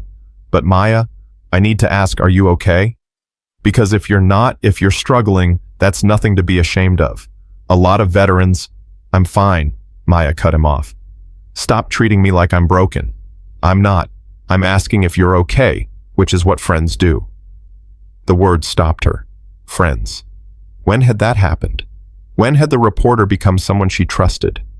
"I'm scared," Maya admitted quietly. "Scared that no matter what I do, Westfield wins because he has unlimited resources and I have a dying ranch and skills that don't translate to civilian life. Then maybe it's time to use those skills." Maya's heart skipped. "What? Not like that. I mean, maybe it's time to stop being defensive. Stop reacting to what Westfield does and start taking initiative." Marcus's voice strengthened. "You're a sniper. You understand patience and precision, waiting for the perfect shot. What's Westfield's weak point? Where's the shot that ends this?" Maya thought about it. Really thought. What did Westfield need more than anything? What was his mission-critical asset? "His reputation with investors," she said slowly. "Everything depends on looking legitimate." "Right. And the resort needs permits, county approval, environmental clearance." Maya felt something click. If we can prove the land acquisitions were obtained through illegal means, the permits become invalid. The whole project collapses. Now you're thinking, but we need proof. Ironclad legal proof. The sabotage video. Too dark. Not clear enough for court. Maya remembered something. The inspection violations. They're too specific, too conveniently timed. If we can prove coordination between the inspector and Westfield's people, we'd need communications, emails, phone records, the kind of stuff we can't legally access. They were both silent. Then Maya said, "What if someone gave it to us?" "Who?" "The inspector." He looked miserable doing the inspection. Kept apologizing. What if he's keeping records? What if he knows it's wrong and wants out but doesn't know how? Marcus whistled low. That's a big if. Big ifs are all we have left. They talked for another hour building a plan. It was risky and depended on the inspector's conscience, which might not exist. But it was something. Action instead of reaction. Initiative instead of defense. Maya spent the afternoon working the ranch physical labor that kept her hands busy and her mind focused. She was cleaning the barn when a car pulled up. Not expensive, not threatening, just an old Honda with a nervous-looking young man behind the wheel, the county inspector. He got out slowly, hands visible, expression apologetic. Miss Chen, I know you probably don't want to see me, but I need to talk to you. Maya set down her pitchfork, wiped her hands. Why should I listen? Because I can help you. Because I'm tired of being used. Because what's happening to you is happening to my integrity, and I want it to stop. He pulled an envelope from his jacket. Everything's in here. Every email from county administration telling me which properties to inspect and what violations to find. Every text message from numbers I traced back to Westfield's people. Dates, times, coordination. Proof that the inspections were targeted harassment, not legitimate safety concerns. Maya stared at the envelope like it might explode. Why? Because I became an inspector to keep people safe, not to be a weapon for rich men who want to steal land. His hands shook as he held out the envelope. I'm violating about a dozen regulations by giving you this. Could lose my job, face criminal charges, but I watched you stand up to Jake Morrison last night. Watched the video he posted before deleting it. You didn't take the bait, stayed calm when he was trying to make you break. And I thought if she can be brave, maybe I can too. Maya took the envelope, felt its weight. Inside was ammunition that could destroy Westfield's permits. Halt his development, expose the whole conspiracy. But it was also ammunition that could destroy this young inspector's life. You understand what you're risking. I understand that if I don't do this, I'll never be able to look at myself in the mirror again. He smiled weakly. Besides, my fiancée left me last month because she said I'd become someone she didn't recognize. Someone who followed orders without questioning. Maybe this is how I find my way back. Maya's grandmother appeared in the barn doorway. Young man, what's your name? David. David Chen. No relation, I checked. He laughed nervously. Just an unfortunate coincidence. The old woman studied him for a long moment, then nodded. David Chen, would you like some tea? I should probably go. You just risked everything to help strangers. The least we can do is offer you tea. She turned toward the house. Come. They sat at the kitchen table, the same table where 3 generations had made decisions that shaped their lives. David Chen explained everything, how he'd been approached by county administration 6 months ago, offered better pay and advancement if he cooperated with certain inspections. How he hadn't understood at first what he was part of, how the guilt had grown until he couldn't sleep. I documented everything, David said. Kept copies of every communication. Figured someday I might need insurance against them turning on me. He looked at Maya directly. I never thought I'd give it to the people I was hurting. But that article this morning, the one about all the families, that's when I realized I wasn't just following orders. I was part of something wrong. Really wrong. Maya's grandmother poured more tea. You're young, still learning that following rules isn't the same as doing right. My father was a Marine, David said quietly. Served in Desert Storm. He used to tell me that honor isn't about following orders. It's about knowing when to disobey them. I never understood what he meant until now. Maya felt something shift in her chest. This young man, barely older than the soldiers she'd served with, was risking everything based on principle. No reward, no guarantee of safety. Just the belief that some things mattered more than self-preservation. Thank you, Maya said. I know that doesn't cover it, but thank you. David stood preparing to leave. At the door, he turned back. One more thing. There's a county commissioners meeting tomorrow night. Public comment period. If you're going to use that evidence, tomorrow's the time. They're voting on final permit approvals for Westfield's resort. If those pass, this all becomes irrelevant. After he left, Maya called Marcus immediately. We have it. We have everything. Marcus arrived within an hour. They spread David's documents across the kitchen table, emails showing coordination, text messages proving conspiracy, a paper trail connecting county officials directly to Westfield's company. It was damning complete and possibly illegal as evidence. This is incredible, Marcus breathed. This destroys Westfield's permits, proves corruption, opens up criminal investigations. Can you publish it? Hell yes, I can publish it. But Maya, this is bigger than publishing. This needs to go to the FBI, the state attorney general, real authorities who can prosecute. How long will that take? Months, maybe years. We don't have months. The vote is tomorrow night. Marcus looked up from the documents. What are you thinking? I'm thinking we make this public at the meeting. Drop it like a bomb when everyone's watching. Commissioners can't vote for permits when there's clear evidence of corruption. That's risky. Westfield will sue everyone involved. His lawyers will claim the evidence was obtained illegally, try to suppress it. So we make sure the public sees it first. Once it's out, it's out. Can't put the truth back in the box. Maya met Marcus's eyes. You said I needed to take a perfect shot. This is that shot. This could blow up in our faces, or it could end the war. They worked through the night preparing. Marcus verified every document, built a timeline showing the conspiracy. Maya practiced what she'd say, how she'd present the evidence without giving Westfield's lawyers ammunition for dismissal. Her grandmother made coffee and sandwiches. Nobody ate her presence, a steadying force. At 3 a.m., Dr. Webb called. Maya, I heard about Westfield's press conference. How are you doing? I'm okay. You don't sound okay. You sound like you're planning something. I'm always planning something. That's what worries me. Dr. Webb's voice softened. I know you feel like you're at war. I know every instinct is telling you to fight. But Maya, wars end, sometimes by winning, sometimes by finding a different way to resolve conflict. There is no different way. Westfield won't negotiate, won't compromise. He wants us gone, and he'll use every resource to make it happen. Then maybe you need to ask yourself what victory looks like. Is it keeping the ranch? Destroying Westfield, proving you're not broken? He paused. Or is it finding peace regardless of what happens with property and permits and all the external battles? Maya didn't know how to answer that. For 3 years, she'd been trying to find peace by running from who she was. But maybe peace wasn't about running. Maybe it was about integrating, becoming someone who could be both Maya and Ghost, both vulnerable and strong, both broken and whole. I have to go, Doc. Big day tomorrow.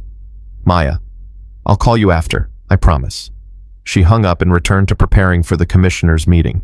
This was the shot that mattered, the one that would either save everything or destroy what little remained. The next evening, Maya stood in the mirror, barely recognizing herself. She'd worn her military dress uniform, the one she'd packed away 3 years ago, and sworn never to touch again. The blue jacket fit differently now, tighter in some places, looser in others. But the medals were still there, the ribbons, the evidence of who Ghost had been. You look like a warrior, her grandmother said from the doorway. I feel like a fraud. Why, you earned every piece of that uniform, earned the right to wear it. I also earned the nightmares and the panic attacks and the inability to sleep without medication. Her grandmother moved closer, adjusted Maya's collar. You earned all of it, the pride and the pain, the honor and the scars. That's what makes you real. She met Maya's eyes in the mirror. Tonight, you're not pretending to be someone you're not. You're showing them who you've always been, my granddaughter, who doesn't quit. The county courthouse was packed when they arrived. News had spread about potential revelations at the meeting. Reporters lined the walls, cameras ready. Familiar faces filled the seats. Pete Garrison, the families from Marcus's article neighbors Maya hadn't seen in years. And in the back, wearing an expensive suit and cold smile, Donovan Westfield sat flanked by lawyers. The commissioners called the meeting to order. First item, final approval for the Bridger Ridge Resort development permits. Westfield's lawyer presented first, smooth and professional. The project would bring jobs, tax revenue, tourism. All the usual promises developers make. He glossed over land acquisitions, framed everything as normal business practices. Then it was time for public comment. Maya stood legs steady despite the adrenaline flooding her system. She walked to the microphone, aware of every eye on her, every camera recording. This was it. The perfect shot. One chance to hit the target or miss everything. "My name is Maya Chen," she said clearly, "and I'm here to tell you why these permits must be denied." Westfield's smile never wavered, but his eyes went sharp. Maya pulled out the documents David had provided. "What I'm holding is evidence that the land acquisitions for this resort were obtained through illegal harassment coordinated with county officials. I have emails, text messages, documented proof that inspections were targeted, that violations were invented, that families were systematically pressured through officially sanctioned intimidation." The room erupted. Commissioners demanded to see the evidence. Westfield's lawyers shouted about illegal disclosure. Reporters surged forward with cameras. Maya remained at the microphone, calm and focused. This was familiar ground. This was like taking a shot while chaos exploded around you. You found your breath, found your target, and you squeezed. "I'm providing copies to all commissioners, to law enforcement, and to the press," Maya continued. "These documents show clear coordination between Westfield Development and county officials to manufacture compliance violations that forced families to sell below market value. This isn't legitimate business, it's organized fraud." One of the commissioners, an older woman Maya recognized from her grandfather's funeral, looked through the documents with growing shock. "These emails are from county administration. From our county administration." "That's correct." Westfield stood abruptly. "Those documents were obtained illegally. They're inadmissible as evidence, and this entire circus is nothing but a desperate attempt by an unstable veteran to—" "I'm not unstable." Maya's voice cut through like a blade. "I'm a Marine veteran with 52 confirmed kills, multiple commendations, and an honorable discharge. I served my country with distinction, and now I'm serving my community by exposing corruption." She looked directly at Westfield. "The only desperate person here is you. Desperate to silence anyone who threatens your profit margin." The female commissioner stood. "I'm moving to table the permit vote pending investigation of these allegations." "Seconded, Pads," another commissioner said immediately. Westfield's lawyer tried to protest, but the damage was done. The vote to table passed 4-1. The permits were frozen. The development was halted. And in that moment, standing at the microphone in her military uniform, with evidence of corruption spread across tables and cameras capturing everything, Maya Chen understood what victory felt like. Not the victory of killing targets from impossible distances. The victory of standing up when staying down would have been easier. The victory of being seen fully and honestly and refusing to apologize for it. The victory of becoming the person her grandfather always knew she could be. She walked out of the courthouse to flashbulbs and shouted questions. Marcus was grinning. Pete was giving her a thumbs up. Her grandmother was crying happy tears for the first time in months. And somewhere behind her, Donovan Westfield was realizing that he'd made a fatal mistake. He'd underestimated the quiet ranch girl, had assumed trauma made her weak, had thought she could be broken like all the others. But Maya Chen wasn't like all the others. She was Ghost. And Ghost never missed. The celebration lasted exactly 4 hours before everything went to hell. Maya was sitting at Pete's kitchen table with Marcus and her grandmother reviewing the night's footage when Pete's phone rang. He stepped outside to answer, and when he came back in, his face was gray. "That was Sheriff Dawson. David Chen, the inspector who gave you the documents, was just arrested." Maya's stomach dropped. "For what?" "Theft of county property. Unauthorized disclosure of confidential information. Obstruction of justice. They're charging him with 6 felonies. Pete sat down heavily. Westfield moved fast, had his lawyers file charges within an hour of the meeting. But he was exposing corruption. "Doesn't matter. He technically stole county documents and leaked confidential information. Legally, they have a case." Pete's voice was bitter. "And now they're using him to discredit everything. If David's a criminal, then the evidence becomes tainted. Fruit of the poisonous tree." Marcus was already on his laptop, fingers flying across the keyboard. "They're spinning it hard. Westfield's people have statements out calling David a disgruntled employee with a grudge. They're saying he fabricated the emails, that the whole thing is a hoax. Can they prove that? They don't need to prove it. They just need to create doubt.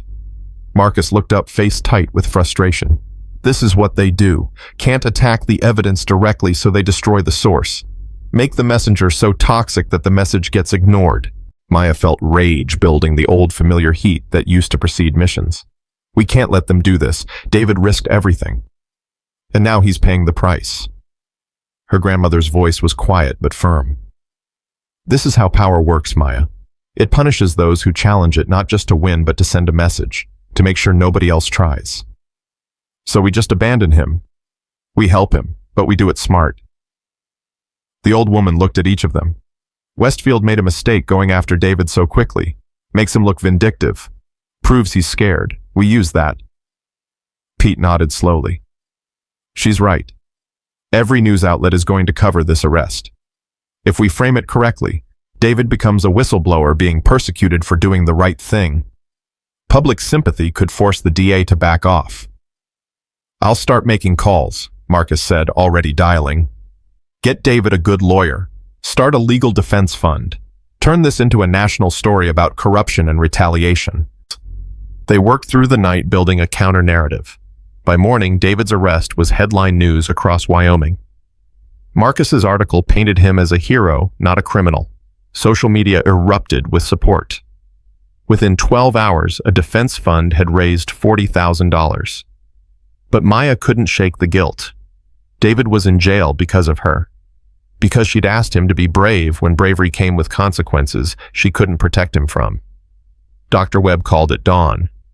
I saw the news. How are you holding up? A good man is in jail because I dragged him into my war.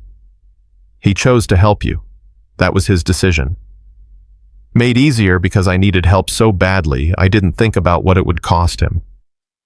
Maya, you can't take responsibility for every consequence of fighting back. That's a trap. That's how power wins, by making resistance so costly that people stop resisting. But the words felt hollow. David was paying the price while Maya was free. Where was the justice in that? She was wrestling with guilt when a text came from an unknown number. Miss Chen, we need to talk. Alone. The old grain elevator on Route 287. 1 hour. Come alone or David Chen faces additional charges. Maya stared at the message, every instinct screaming trap. But if there was even a chance to help David, she had to try. She told no one where she was going. Just grabbed her keys and drove, watching the rearview mirror for tails. The grain elevator had been abandoned for 20 years, slowly collapsing into itself.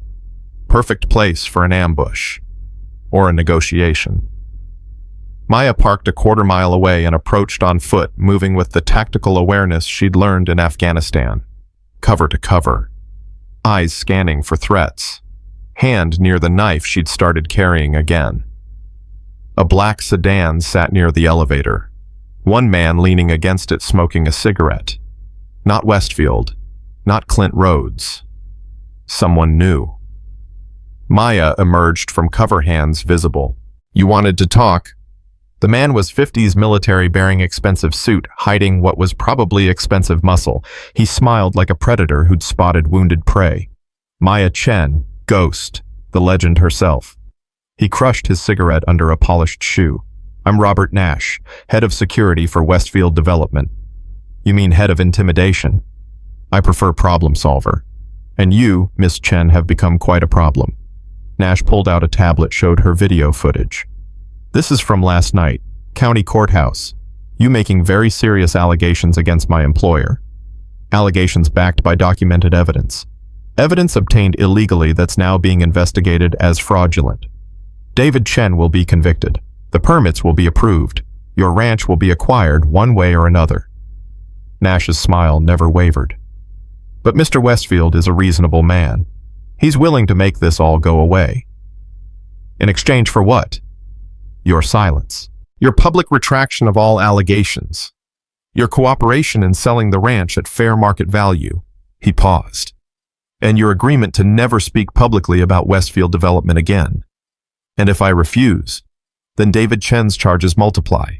We've already identified 3 other county employees who'll testify he coerced them into creating fake documents. He's looking at 20 years in prison. Nash's voice went cold. We'll also revisit your military service, raise questions about your discharge, plant stories about PTSD episodes, instability, violent tendencies. By the time we're done, nobody will believe anything you say. Maya's hands clenched. This was it. The real fight. Not permits or articles or public opinion. Just raw power threatening everything she cared about. You're asking me to let Westfield destroy families so one innocent man doesn't go to prison for telling the truth. I'm asking you to be pragmatic. David made his choice. You made yours. Now you get to decide if your pride is worth his freedom. Ghost whispered tactics. Nash was alone, probably armed, definitely trained. But Maya had advantages, knew the terrain, had surprise, carried rage that made her faster than any training. She could neutralize him, make him disappear, send a message that scared Westfield into backing off. But Maya Chen knew that path led nowhere good. I need time to think, she said. You have 24 hours. After that, David's situation becomes much worse. Nash climbed into a sedan. And Miss Chen, we're watching you. Every move, every conversation, every person you contact. Run to the FBI, run to the press, run to anyone. David pays the price. He drove away, leaving Maya alone in the shadow of the grain elevator with a choice that felt impossible. She drove back to the ranch in a fog, barely seeing the road. When she arrived, Pete's truck was in the driveway. He and Marcus were on the porch with her grandmother, faces tight with worry. Where were you? Pete demanded. You disappeared without telling anyone. I met with Westfield's head of security. He made an offer. Maya explained everything. The threats, the ultimatum, the 24-hour deadline. When she finished, silence hung heavy. It's a false choice, Marcus said finally. They want you to think you have to pick between David's freedom and fighting Westfield. But that's not real. We can do both. How? They're watching everything. I contact the FBI, David suffers. I go public with this meeting, David suffers. Any move I make, they have leverage. Then we make a move they don't expect. Marcus's eyes lit with something dangerous. We go bigger. Turn this into a story so large they can't contain it. National media, federal investigation, congressional hearing.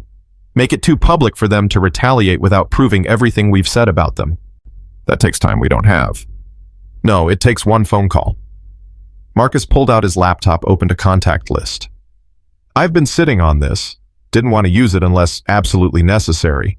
But I know a producer at 60 Minutes. We went to journalism school together. I send her what we have, she fast-tracks a story. They've been looking for a piece on rural corruption. This is perfect. Pete shook his head. You really think national TV will move faster than Westfield's lawyers?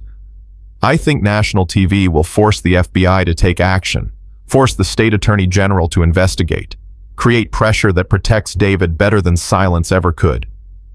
Marcus looked at Maya. But it means going all in. No retreat, no compromise. Once 60 Minutes runs this story, there's no putting it back in the bottle.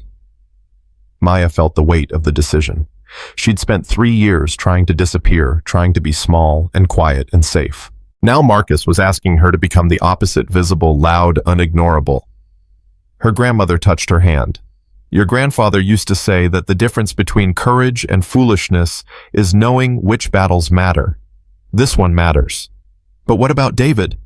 David knew the risks. He gave you those documents knowing what might happen. Honoring his sacrifice means finishing what he started, not surrendering because they threatened consequences. Maya looked at Pete the Marine, who understood about missions and costs and doing what needed doing despite the danger. You're asking if it's worth it, Pete said quietly. If fighting Westfield is worth one man's freedom. That's the wrong question. The right question is whether letting Westfield win is worth the message it sends to every other bully with money and power. That they can do whatever they want. That resistance is futile. That good people will always fold when the stakes get high enough. He was right. Maya knew he was right. But knowing and accepting were different things. Make the call, Maya said to Marcus. He nodded and stepped inside. Through the window, Maya could see him talking rapidly, laptop open, building the story that would either save them all or destroy what remained. Pete moved closer to Maya. You know, retaliation is coming. Westfield won't wait for 60 minutes to air. He'll move tonight, tomorrow at the latest.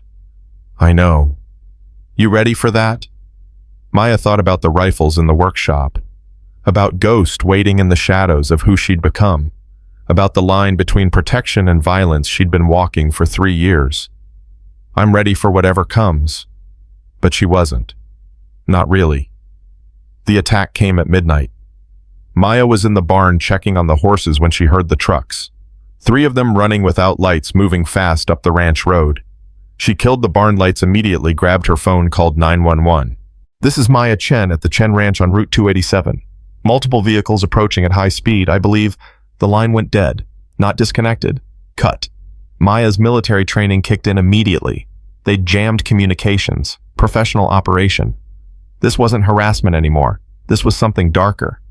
She moved to the barn door, staying in shadows, watching the truck stop near the house.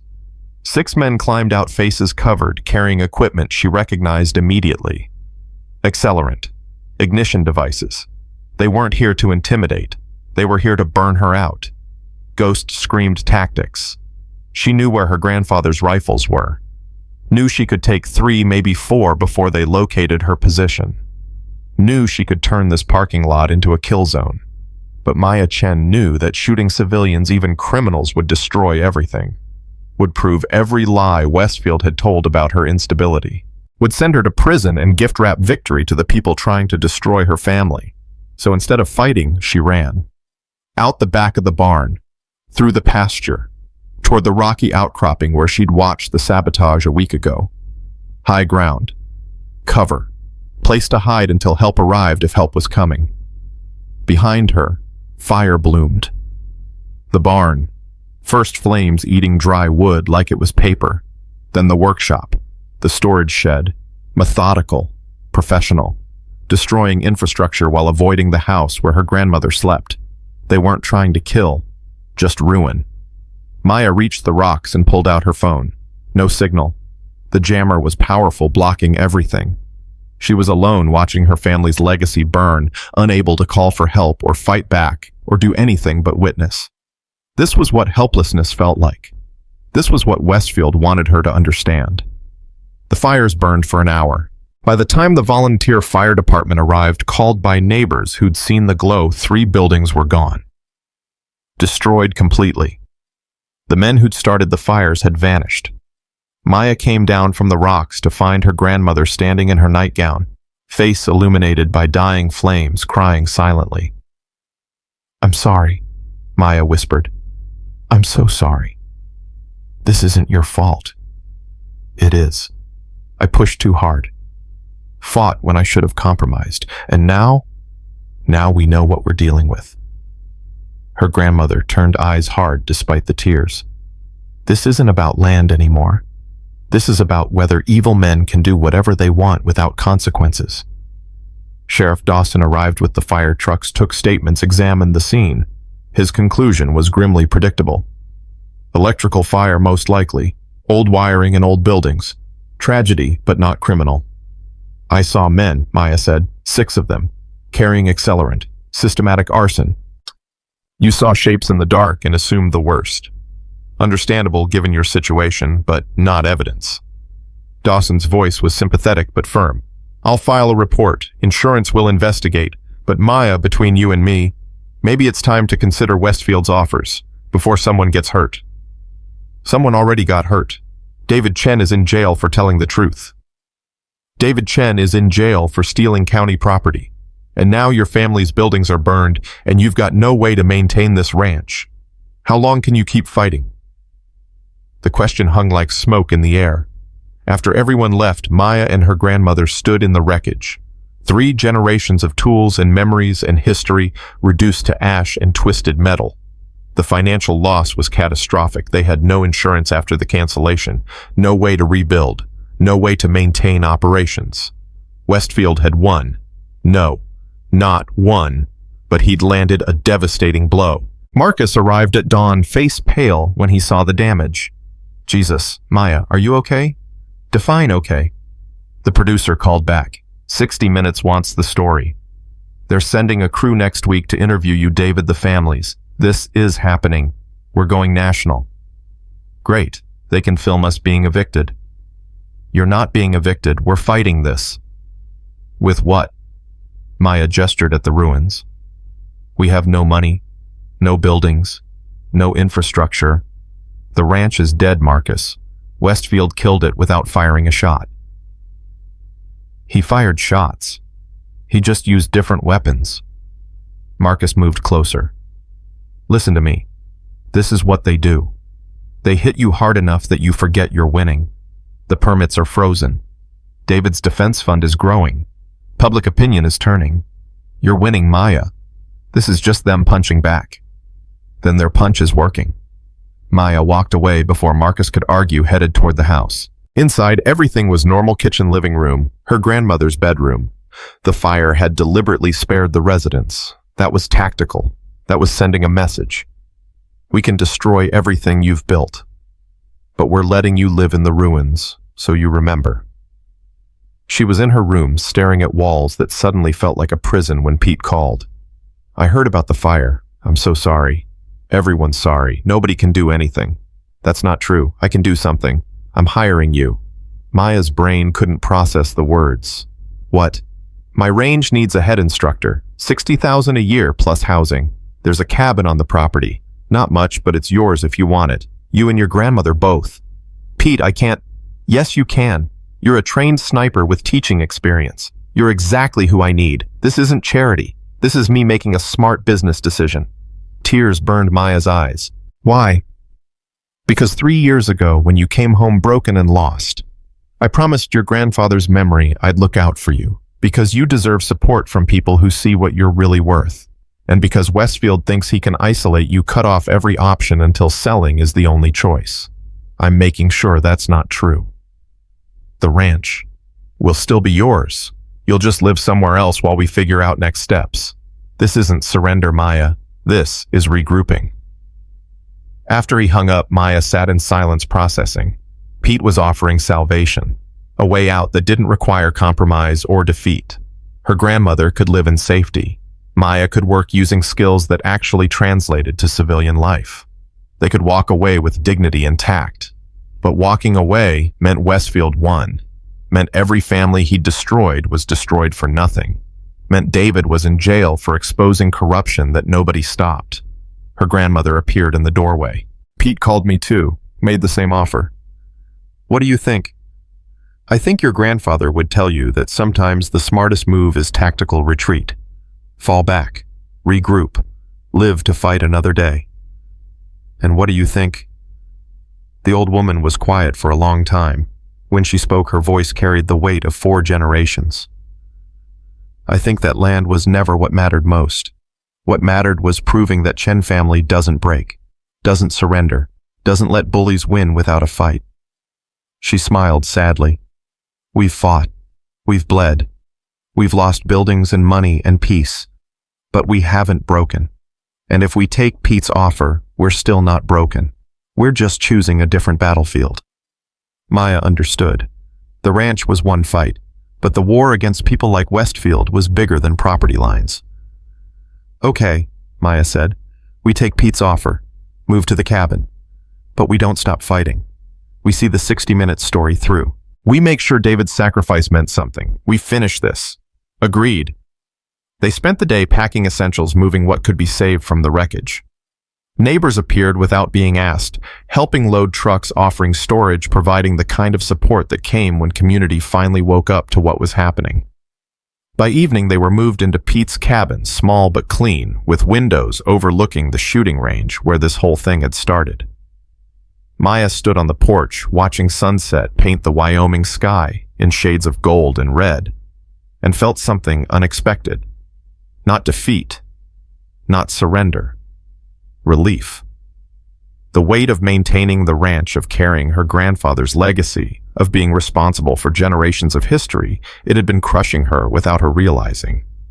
Now that weight was gone. Now she could fight without worrying about protecting buildings or land or things. Now she could be just Maya, just Ghost, just herself. Her grandmother joined her on the porch. You feel it too. Feel what? Freedom. Strange thing to feel when you've lost so much. But there it is. They stood together as darkness fell, two women who'd lost everything except what mattered most, each other, their dignity, and the willingness to keep fighting. Maya's phone buzzed. Marcus. The 60 Minutes crew arrives in 3 days. They want to interview you at the ranch. See the fire damage. Make it visual. The ranch isn't ours anymore. Westfield will probably have it seized for unpaid violations any day now. Even better. Shows what he's willing to do. Maya, this is going to be huge. Producer says they're planning a 20-minute segment. That's major airtime. Will it be enough? Enough for what? To stop him. To make sure this never happens to another family. Marcus was quiet. I don't know. But I know it's more than nothing. And nothing is what we had before you made that 1,000-meter shot and reminded everyone that quiet people can still have teeth. After hanging up, Maya walked down to the shooting range. Pete was closing up for the night, but he saw her and stopped. You settling in, okay? Yeah, thank you for everything. Don't thank me. Just promise you'll stick around. Help me run this place properly. He smiled. And maybe when you're ready, teach some classes. Show civilians what real shooting looks like. You want me to teach? I want you to share what you know, not the killing parts, the discipline parts, the focus, the patience, all the things that make you ghost but translate to regular people trying to be better shots. Maya looked out at the range at the target standing silent in twilight. This was where it had started, one shot that revealed too much that made her visible when she'd been trying to hide. Maybe visibility wasn't the curse she'd thought it was. Maybe it was the weapon she'd needed all along. Okay, Maya said. I'll teach, but on one condition. What's that? Next time some rich kid shows up talking trash about farm girls and veterans, you let me handle it. Pete laughed, real and deep. Deal. The next 72 hours passed in a blur. The 60 Minutes crew arrived professional, thorough, genuinely interested in the story. They filmed the burned buildings, interviewed Maya and her grandmother, talked to other families Westfield had displaced. They interviewed David Chen in jail, capturing his earnest belief that exposing corruption was worth the cost. They tried to interview Westfield. He declined. They tried to interview county officials. All declined. The pattern of silence spoke louder than any words could. On the third day, while the crew was filming B-roll of the ranch, a process server arrived. Maya signed for the papers, knowing before reading what they contained. Foreclosure notice. The ranch was being seized for unpaid violations and back taxes. They had 30 days to vacate. The 60 Minutes producer saw Maya's face and immediately understood. This just happened right now while we're filming. Perfect timing, right? For them or for us? The producer smiled grimly. Because from a storytelling perspective, this is incredible. They're proving everything you said about them while we're documenting it. Can we film you reading that notice? Maya wanted to say no, wanted to keep some privacy, some dignity, but she understood what the producer understood. Vulnerability was powerful. Showing the cost of fighting back made the story real. Yeah, film it. They did. Captured Maya's face as she read the foreclosure notice. Captured her grandmother's tears. Captured the moment when corruption won on paper, but lost in the court of public opinion. That night, exhausted and emotionally drained, Maya sat on Pete's cabin porch and called Dr. Webb. I saw the news about the foreclosure. How are you doing? I've lost my family's ranch, my grandfather's legacy, and every building we owned. I'm doing fantastic. Maya, I'm sorry. That was bitter. I'm tired, Doc. Tired of fighting. Tired of every step forward coming with 2 steps back. Tired of feeling like David's in jail because of me and my grandmother's homeless because of me, and everything I touch turns to ash. You're catastrophizing. Your grandmother isn't homeless. She's safe at Pete's. David isn't in jail because of you. He's in jail because he chose to do the right thing. And the ranch, Maya, that's property. It's not your worth. It's not your identity. It was my grandfather's dream. Your grandfather's dream was for his family to prosper, to be strong, to stand up against people who thought money bought the right to crush others. You're living that dream better than keeping some buildings ever could." The words hit hard. Maya hadn't thought about it that way. Hadn't considered that maybe honoring her grandfather meant fighting, not maintaining. "The 60 Minutes piece airs in 4 days," Maya said. "What happens if it changes nothing? Then you'll know you did everything possible, used every weapon available. And sometimes that's all warriors can do, fight their hardest, and accept that outcomes aren't always in our control." After they hung up, Maya sat in darkness, listening to Wyoming wind and distant coyotes. Somewhere out there, Westfield was probably celebrating.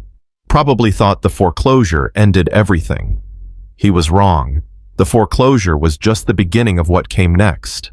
Because Maya Chen had finally understood something crucial. She'd been fighting to keep things property buildings' legacy. But things could be taken. Things could burn. Things could be foreclosed. What couldn't be taken was truth. What couldn't burn was conviction.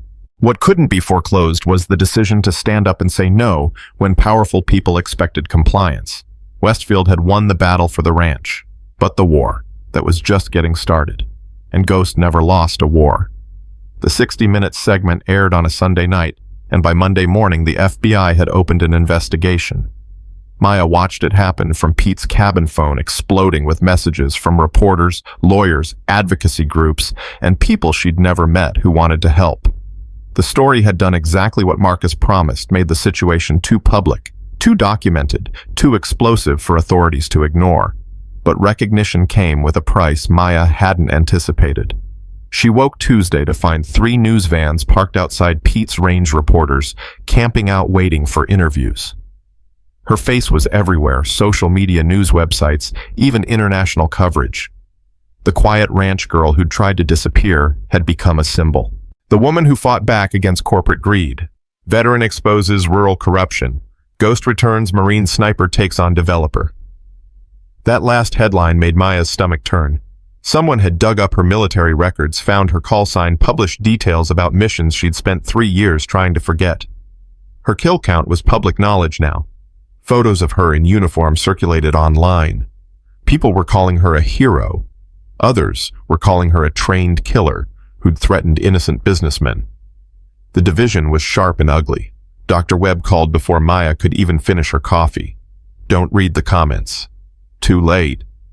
"Maya, I'm serious. Half the internet is treating you like Captain America. The other half is painting you as an unstable veteran who weaponized PTSD to attack a legitimate businessman.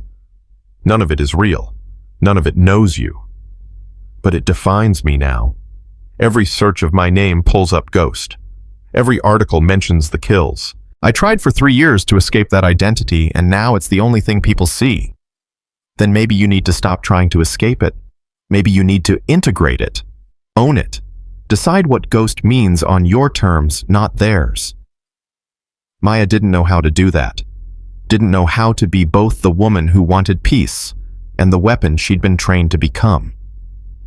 Marcus arrived mid-morning, grinning despite the chaos. "Have you seen the developments?" "Which ones? There's about 100. State Attorney General announced a special investigation into Westfield development. County administration is suspended pending review. 3 commissioners resigned overnight.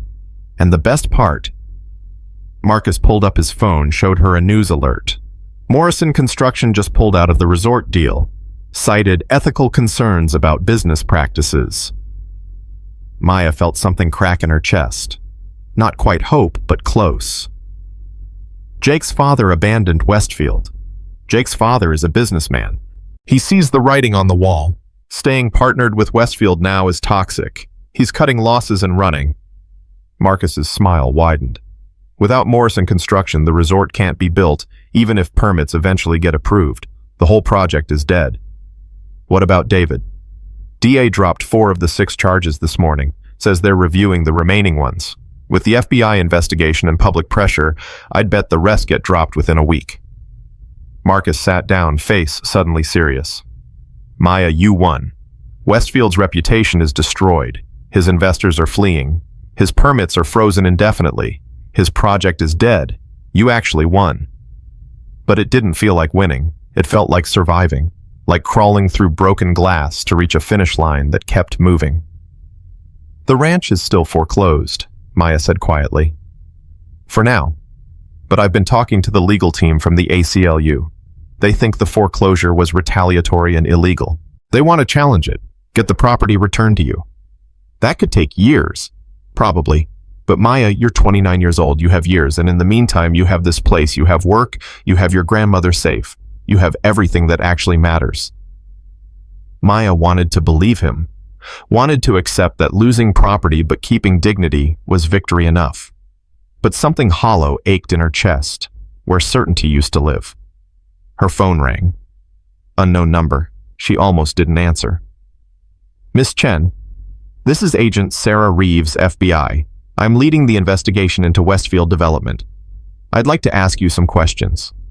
They met at a diner in town, neutral territory. Agent Reeves was 40-something, sharp-eyed with the professional demeanor of someone who'd seen every type of corruption humans could devise. "I've reviewed the evidence you presented at the county meeting," Reeves said, spreading files across the table. "It's compelling, but I need to understand the chain of custody. How exactly did you obtain these documents?" Maya had known this question was coming, had rehearsed answers with Marcus, but sitting across from a federal agent, the truth felt heavier. A county inspector provided them. He saw what was happening and wanted it exposed. David Chen. Yes. Who's currently facing charges for theft of county property. Reeves's expression was unreadable. That complicates things. Defense lawyers will argue the evidence was illegally obtained, that David fabricated documents to support a vendetta. He didn't fabricate anything. Those emails are real. The coordination between Westfield and county officials is documented. I believe you. But belief and proof are different standards. Reeves leaned forward. I need you to be completely honest with me. Did you coerce David Chen into stealing those documents? No. He came to me, offered them voluntarily. Why? Because he was tired of being used to hurt people. Because he wanted to do the right thing. Reeves studied Maya's face for a long moment. You understand that David's facing prison because he helped you every day. And if I told you that dropping your allegations, recanting your testimony might get David's charges dismissed, would you do it? Maya's breath caught. This was it, the real test. Westfield had tried force, tried intimidation, tried burning her out. Now the FBI was offering a different kind of pressure, moral leverage. If I recant everything David sacrificed means nothing. Every family Westfield destroyed stays destroyed. The corruption continues, just more carefully hidden. Maya met Reeves's eyes. I won't do that. David wouldn't want me to. He gave me those documents knowing the cost. Honoring that sacrifice means finishing what he started. Reeves nodded slowly. Good. Because that was a test. If you'd been willing to recant, it would suggest your allegations were motivated by something other than truth. She pulled out a business card. Real answer.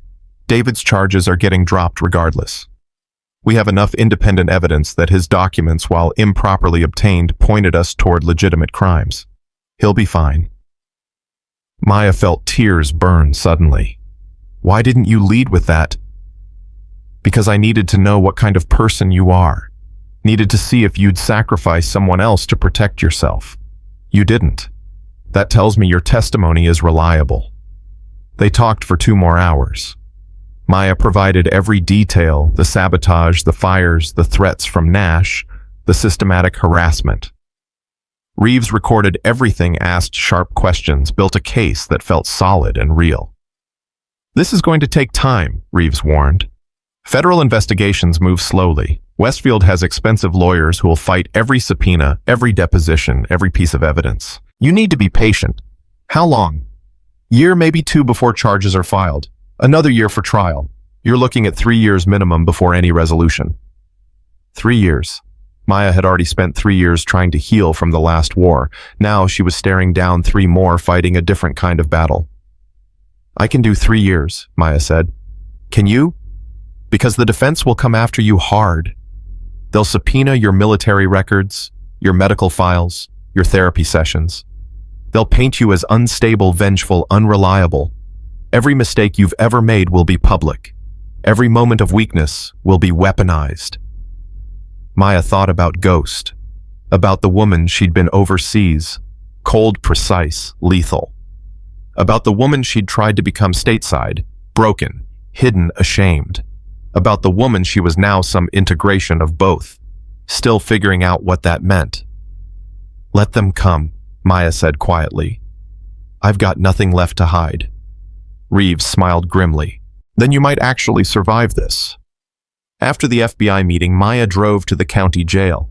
David had been transferred to a federal facility pending the dropped charges, but visitors were still limited. She had 10 minutes. He looked thinner, older, but his eyes lit up when he saw her. They sat across from each other with bulletproof glass between them, talking through phones that made their voices sound tinny and distant. I'm so sorry, Maya started. Don't apologize. I made my choice. David's voice was firm despite everything.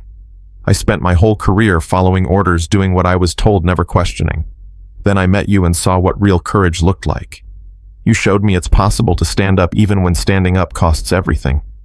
You're in jail because of me. I'm in jail because I did the right thing. There's a difference. He smiled weakly. And according to my lawyer, I'll be out in a few days. All charges dropped. So really, I'm fine. Your career is over in county administration. But you know what, I don't want it back. Don't want to work in a system that rewards corruption and punishes honesty. He leaned closer to the glass. I've been thinking about journalism. Marcus has been visiting, talking about investigative reporting, about exposing corruption systematically. Maybe that's my calling. Maybe this whole thing was supposed to happen to point me in a different direction. Maya felt something warm in her chest. Not guilt this time. Recognition. David wasn't a victim of her war. He was a soldier who'd chosen his own battle and come out stronger. You're going to be okay, Maya said. So are you. That 60 Minutes piece, you were incredible, strong and honest and real. You showed people what integrity looks like. David's voice dropped. My father watched it, called me for the first time in 3 years, said he was proud of me, said I reminded him of who he used to be before the military broke him. Maya, you didn't just fight Westfield, you gave people permission to remember who they wanted to be. After leaving the jail, Maya sat in her truck for 20 minutes processing. She'd spent 3 years thinking Ghost was something to escape, something shameful and broken. But maybe Ghost was just the name for her strength. The part that didn't quit. The part that stood up when everyone else stayed down. Maybe being Ghost wasn't the problem. Maybe denying Ghost was. She drove back to Pete's range, found him closing up for the evening. He saw her face and immediately understood something had shifted. You look different. I feel different. Good different or bad different? Maya thought about it. Certain different. For 3 years I've been trying to figure out who I'm supposed to be. Civilian Maya or Ghost. Broken veteran or functional person. But I think I've been asking the wrong question. What's the right question? Not who I'm supposed to be. Who I choose to be.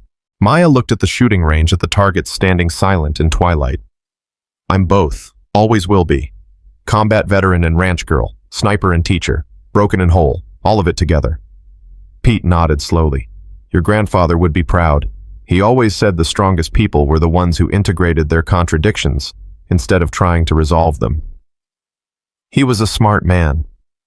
He was, and he knew you'd figure this out eventually. Just wished he could have been here to see it. That night, Maya couldn't sleep.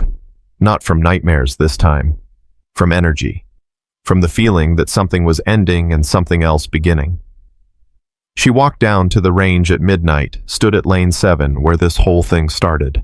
The stars were brilliant and cold, same as always. But Maya felt different under them. Not smaller. Not crushed by their indifference. Just present. Real. Herself. She heard footsteps behind her. Her grandmother appeared wrapped in a shawl, moving slowly. Couldn't sleep either. Too much thinking, the old woman said. Too many memories. They stood together in silence, two generations of Chen women who'd survived different wars, but learned the same lessons. "I've been thinking about your grandfather," her grandmother said finally. "About what he'd say about losing the ranch. I think he'd laugh." Laugh. He always said Americans were too attached to property, too convinced that owning things made them secure. But he knew better. He came to this country with nothing, built everything from zero, and he knew that if he had to, he could do it again. She turned to Maya. The ranch was never what mattered. What mattered was proving that immigrants could build something real in America. That hard work and integrity meant something. You've proven that better than keeping some buildings ever could. I destroyed everything he built. You protected everything he believed in. There's a difference. Maya felt tears finally come, the ones she'd been holding back for weeks. Her grandmother held her while she cried, not from grief, but from release. Release of guilt and shame and the impossible weight of thinking she had to be perfect to deserve love. "What do we do now?" Maya whispered. "We live. We work. We help Pete run this range and teach people that discipline matters more than equipment. We watch Westfield's empire crumble. We testify at trials and give interviews and remind people that fighting back is possible." Her grandmother smiled. "And maybe, when the legal battles are done and the ranch gets returned to us, we decide if we even want it back, or if freedom from land is its own kind of victory." The thought was revolutionary. Maya had never considered that maybe keeping the ranch wasn't the goal. Maybe the goal was having the choice, having the freedom to decide what mattered without desperation forcing the decision. "I think I want to teach," Maya said. "Not just shooting, but discipline, focus, how to stay calm under pressure, how to make impossible shots by mastering yourself first. Then teach. Pete's offering you that. Take it."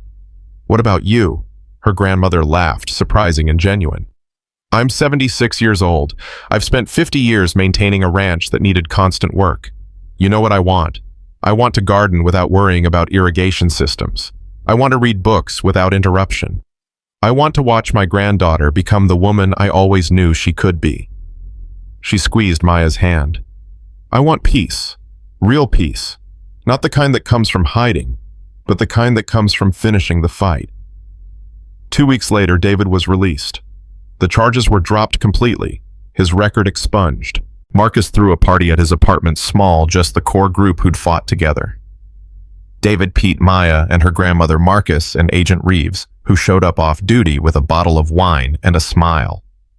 To whistleblowers and veterans and stubborn women who don't quit. Marcus raised his glass. They drank, talked, laughed, for the first time in months, without looking over their shoulders. The FBI investigation was progressing. Westfield's empire was crumbling. 3 subsidiaries had declared bankruptcy. Investors were suing. His reputation was destroyed beyond repair. "He'll probably avoid criminal charges," Reeves admitted. "Men like him usually do. Lawyers are too good, connections too deep. But his business is done.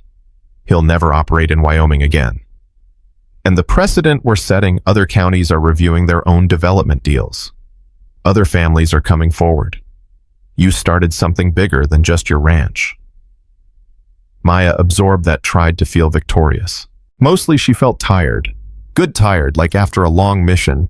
Exhausted, but complete. Jake Morrison showed up at the range 3 days later.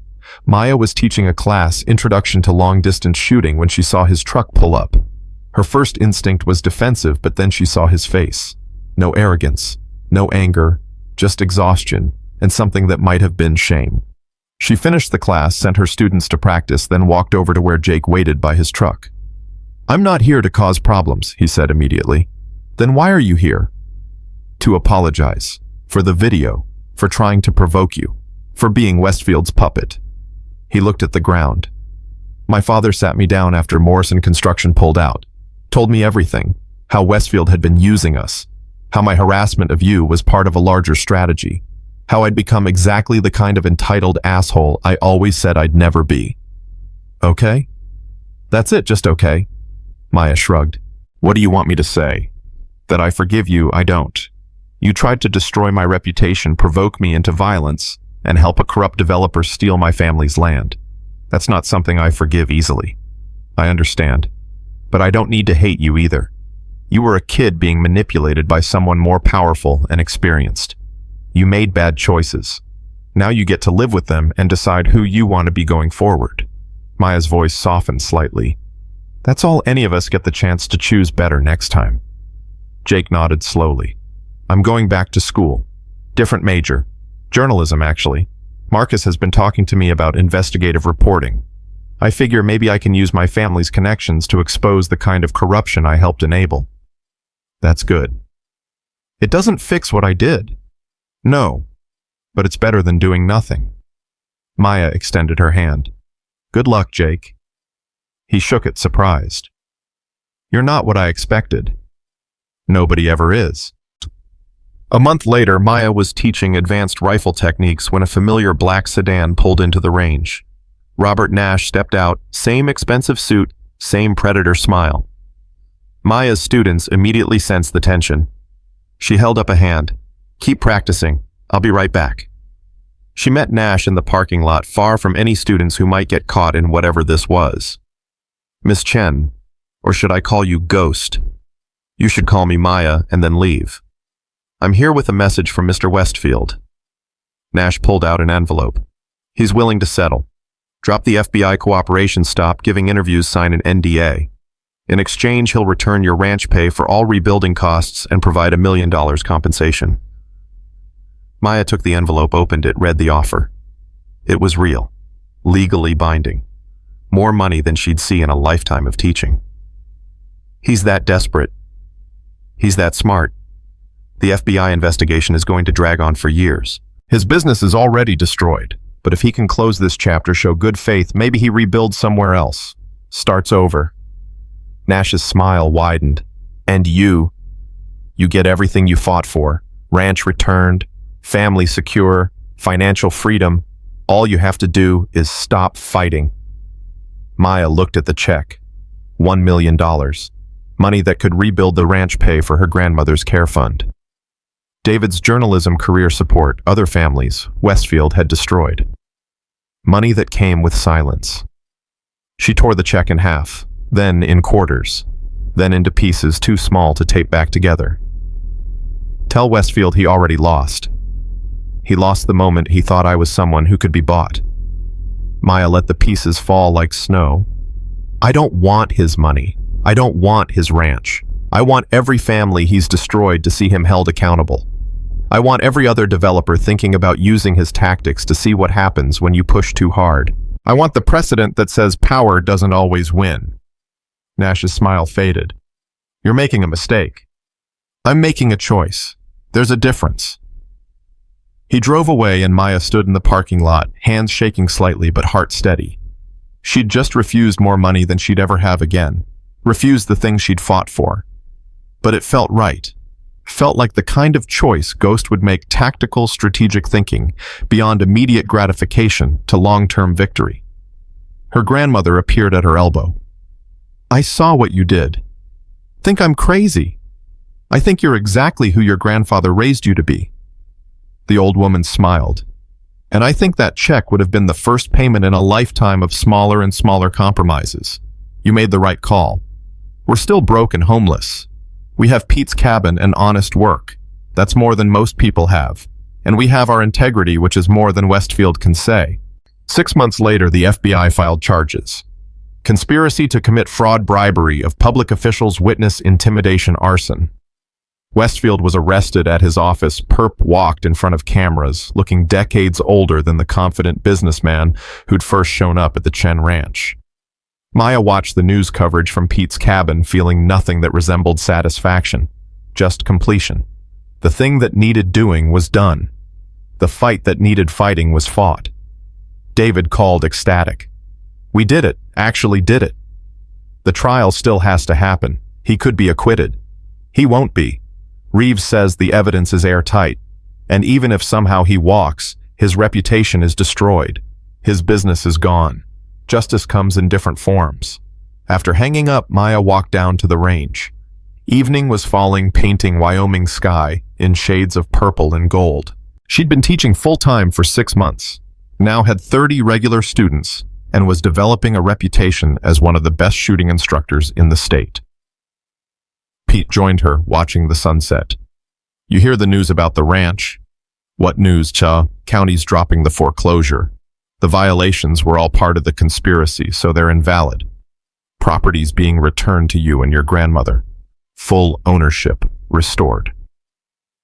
Maya absorbed that, waited for the surge of joy or relief.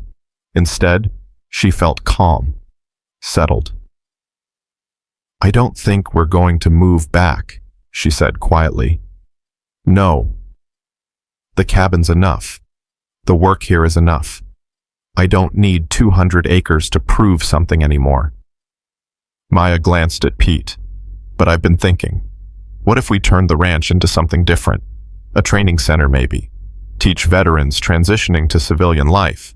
Shooting discipline focus. Give them what Dr. Webb gave me, a path forward that uses their skills for something better than war." Pete's eyes lit up. "That's a hell of an idea. I'd need help running it, need someone with experience managing facilities and teaching civilians. You offering me a job? I'm offering you a partnership, co-founders of the Ghost Training Center, for veterans who need a mission that doesn't involve killing." Pete extended his hand. "I'm in." They shook on it as the sun set over Wyoming land that had been fought for, lost, and reclaimed. Maya felt something settle in her chest, not peace exactly, but acceptance. She would always be Ghost, would always carry the weight of 52 kills and the memories of war that never really ended, but she would also be Maya Chen. Teacher, granddaughter, survivor, woman who'd stood up to power and refused to break, all of it together, all of it real, all of it hers. A year later, the Ghost Training Center opened.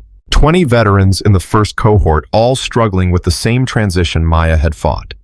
She taught them shooting, but more importantly, she taught them that military skills could translate to civilian life with the right framing. Discipline, focus, patience, all the things that made snipers deadly also made them effective teachers, trainers, leaders. Westfield's trial ended with conviction on 12 counts. 7 years in federal prison, millions in restitution to families he'd displaced. Justice served imperfectly but genuinely. David Chen became an investigative journalist focusing on rural corruption. His first major story exposed similar schemes in 3 other states, triggering federal investigations that protected dozens of families from the fate the Chens had faced. Marcus won a journalism award for his coverage, used the prize money to start a nonprofit supporting whistleblowers and investigative reporting in small communities where power operated without oversight. Jake Morrison graduated with a journalism degree, wrote a confessional memoir about how privilege had blinded him to corruption he'd enabled, donated all proceeds to veteran mental health services. And Maya taught veterans that coming home didn't mean becoming small, taught civilians that discipline could be learned at any age, taught her grandmother that 76 wasn't too old to start fresh, to find joy in smaller spaces, to release the land that had defined them for 4 generations. On the anniversary of that first 1,000-meter shot, Pete threw a party at the range. All the families from the case came. David, Marcus, Jake, Agent Reeves, Dr. Webb students from the training center. They gathered at sunset, sharing food and stories, and the kind of laughter that came from surviving something together. Pete clinked his glass for attention. "I want to propose a toast to Maya Chen, who reminded us all that power isn't permanent, that fighting back is possible, and that the quietest people often have the loudest voices when they finally speak." Everyone raised their glasses, but Maya held up a hand. "I appreciate that. But this wasn't me. This was us. Every person here made choices that mattered, took risks that cost them something, stood up when staying down would have been safer." She looked around at the faces that had become family. We won because we fought together, because we refused to let corruption hide in shadows, because we understood that integrity matters more than property, truth matters more than safety, and standing up matters more than winning. Her grandmother stood, raising her glass higher. to my granddaughter who I'm more proud of than words can express, and to her grandfather who knew she'd become exactly this woman even when she was just a little girl shooting cans off fence posts. They drank and Maya felt tears burn but didn't hide them this time. She'd spent 3 years hiding her skills, her strength, her identity. She'd thought becoming smaller would make life easier, but life wasn't supposed to be easy. It was supposed to be meaningful. And meaning came from standing up, speaking out, refusing to accept that power always won, and resistance was futile. As the party wound down and guests departed, Maya stood alone at Lane 7 looking at the targets in twilight. She pulled out her phone, loaded a photo she'd carried for 3 years but never looked at. Her grandfather standing in front of the ranch, smiling with the kind of pride that came from building something real with his own hands. "I hope you're proud," Maya whispered. "I know we lost the land, but we kept the important parts. We kept our integrity. We kept each other. We kept fighting when everyone expected us to quit." The wind shifted, carrying the scent of sage and gun oil and possibilities. Maya closed her eyes, felt something that might have been her grandfather's presence, or might have been her own peace finally settling into place. When she opened them, her grandmother was there, Pete beside her, both watching with understanding. "You ready to go home?" her grandmother asked. Maya looked at the cabin, small, simple enough. Looked at the range where she'd reclaimed her identity. Looked at the land that stretched away in every direction, full of future and potential and second chances. "Yeah," Maya said. "I'm ready." Because home wasn't a building or property or legacy carved in land. Home was standing in your truth, living with your contradictions, being all the versions of yourself simultaneously without apology. Home was being Ghost and Maya warrior and healer broken and whole scared and brave, lost and found. Home was knowing that the most powerful weapon wasn't the rifle. It was the courage to be exactly who you were meant to be, regardless of who thought that person was too much, too broken, too dangerous, too quiet, too loud, too anything. Maya Chen had been called Ghost because she moved through war zones invisible and lethal. But the real Ghost was the woman she'd tried to become, the small, quiet, harmless version that denied everything she'd been and everything she'd survived. That Ghost was gone now, exorcised not through therapy or medication or time, but through the simple revolutionary act of fighting back. And what remained was something more powerful than any call sign. What remained was a woman who'd looked at impossible odds, corrupt power, and systematic intimidation and said one simple, perfect word: no. That no echoed now across Wyoming, across every courtroom where Westfield faced justice, across every family he'd displaced who found courage to come forward, across every veteran struggling to find purpose after war. Maya Chen had made an impossible shot at 1,000 meters. But the real impossible shot was the one she'd made at her own fear. At the belief that she had to choose between strength and healing, between Ghost and herself, between fighting and surviving. She'd hit that target dead center, and in doing so, she'd taught everyone watching that the bravest thing a warrior could do wasn't kill enemies. It was refuse to become one. The wind shifted again, and Maya turned toward the cabin where her grandmother waited. Toward Pete's range, where tomorrow she'd teach veterans that coming home meant integration, not erasure. Toward the life she'd built from the ashes of everything she'd lost. She walked forward without looking back, because Ghost never missed and Maya Chen never quit. And together, they were exactly enough to face whatever came next. The war was over. The fight was won. And the woman who'd survived both had finally come home.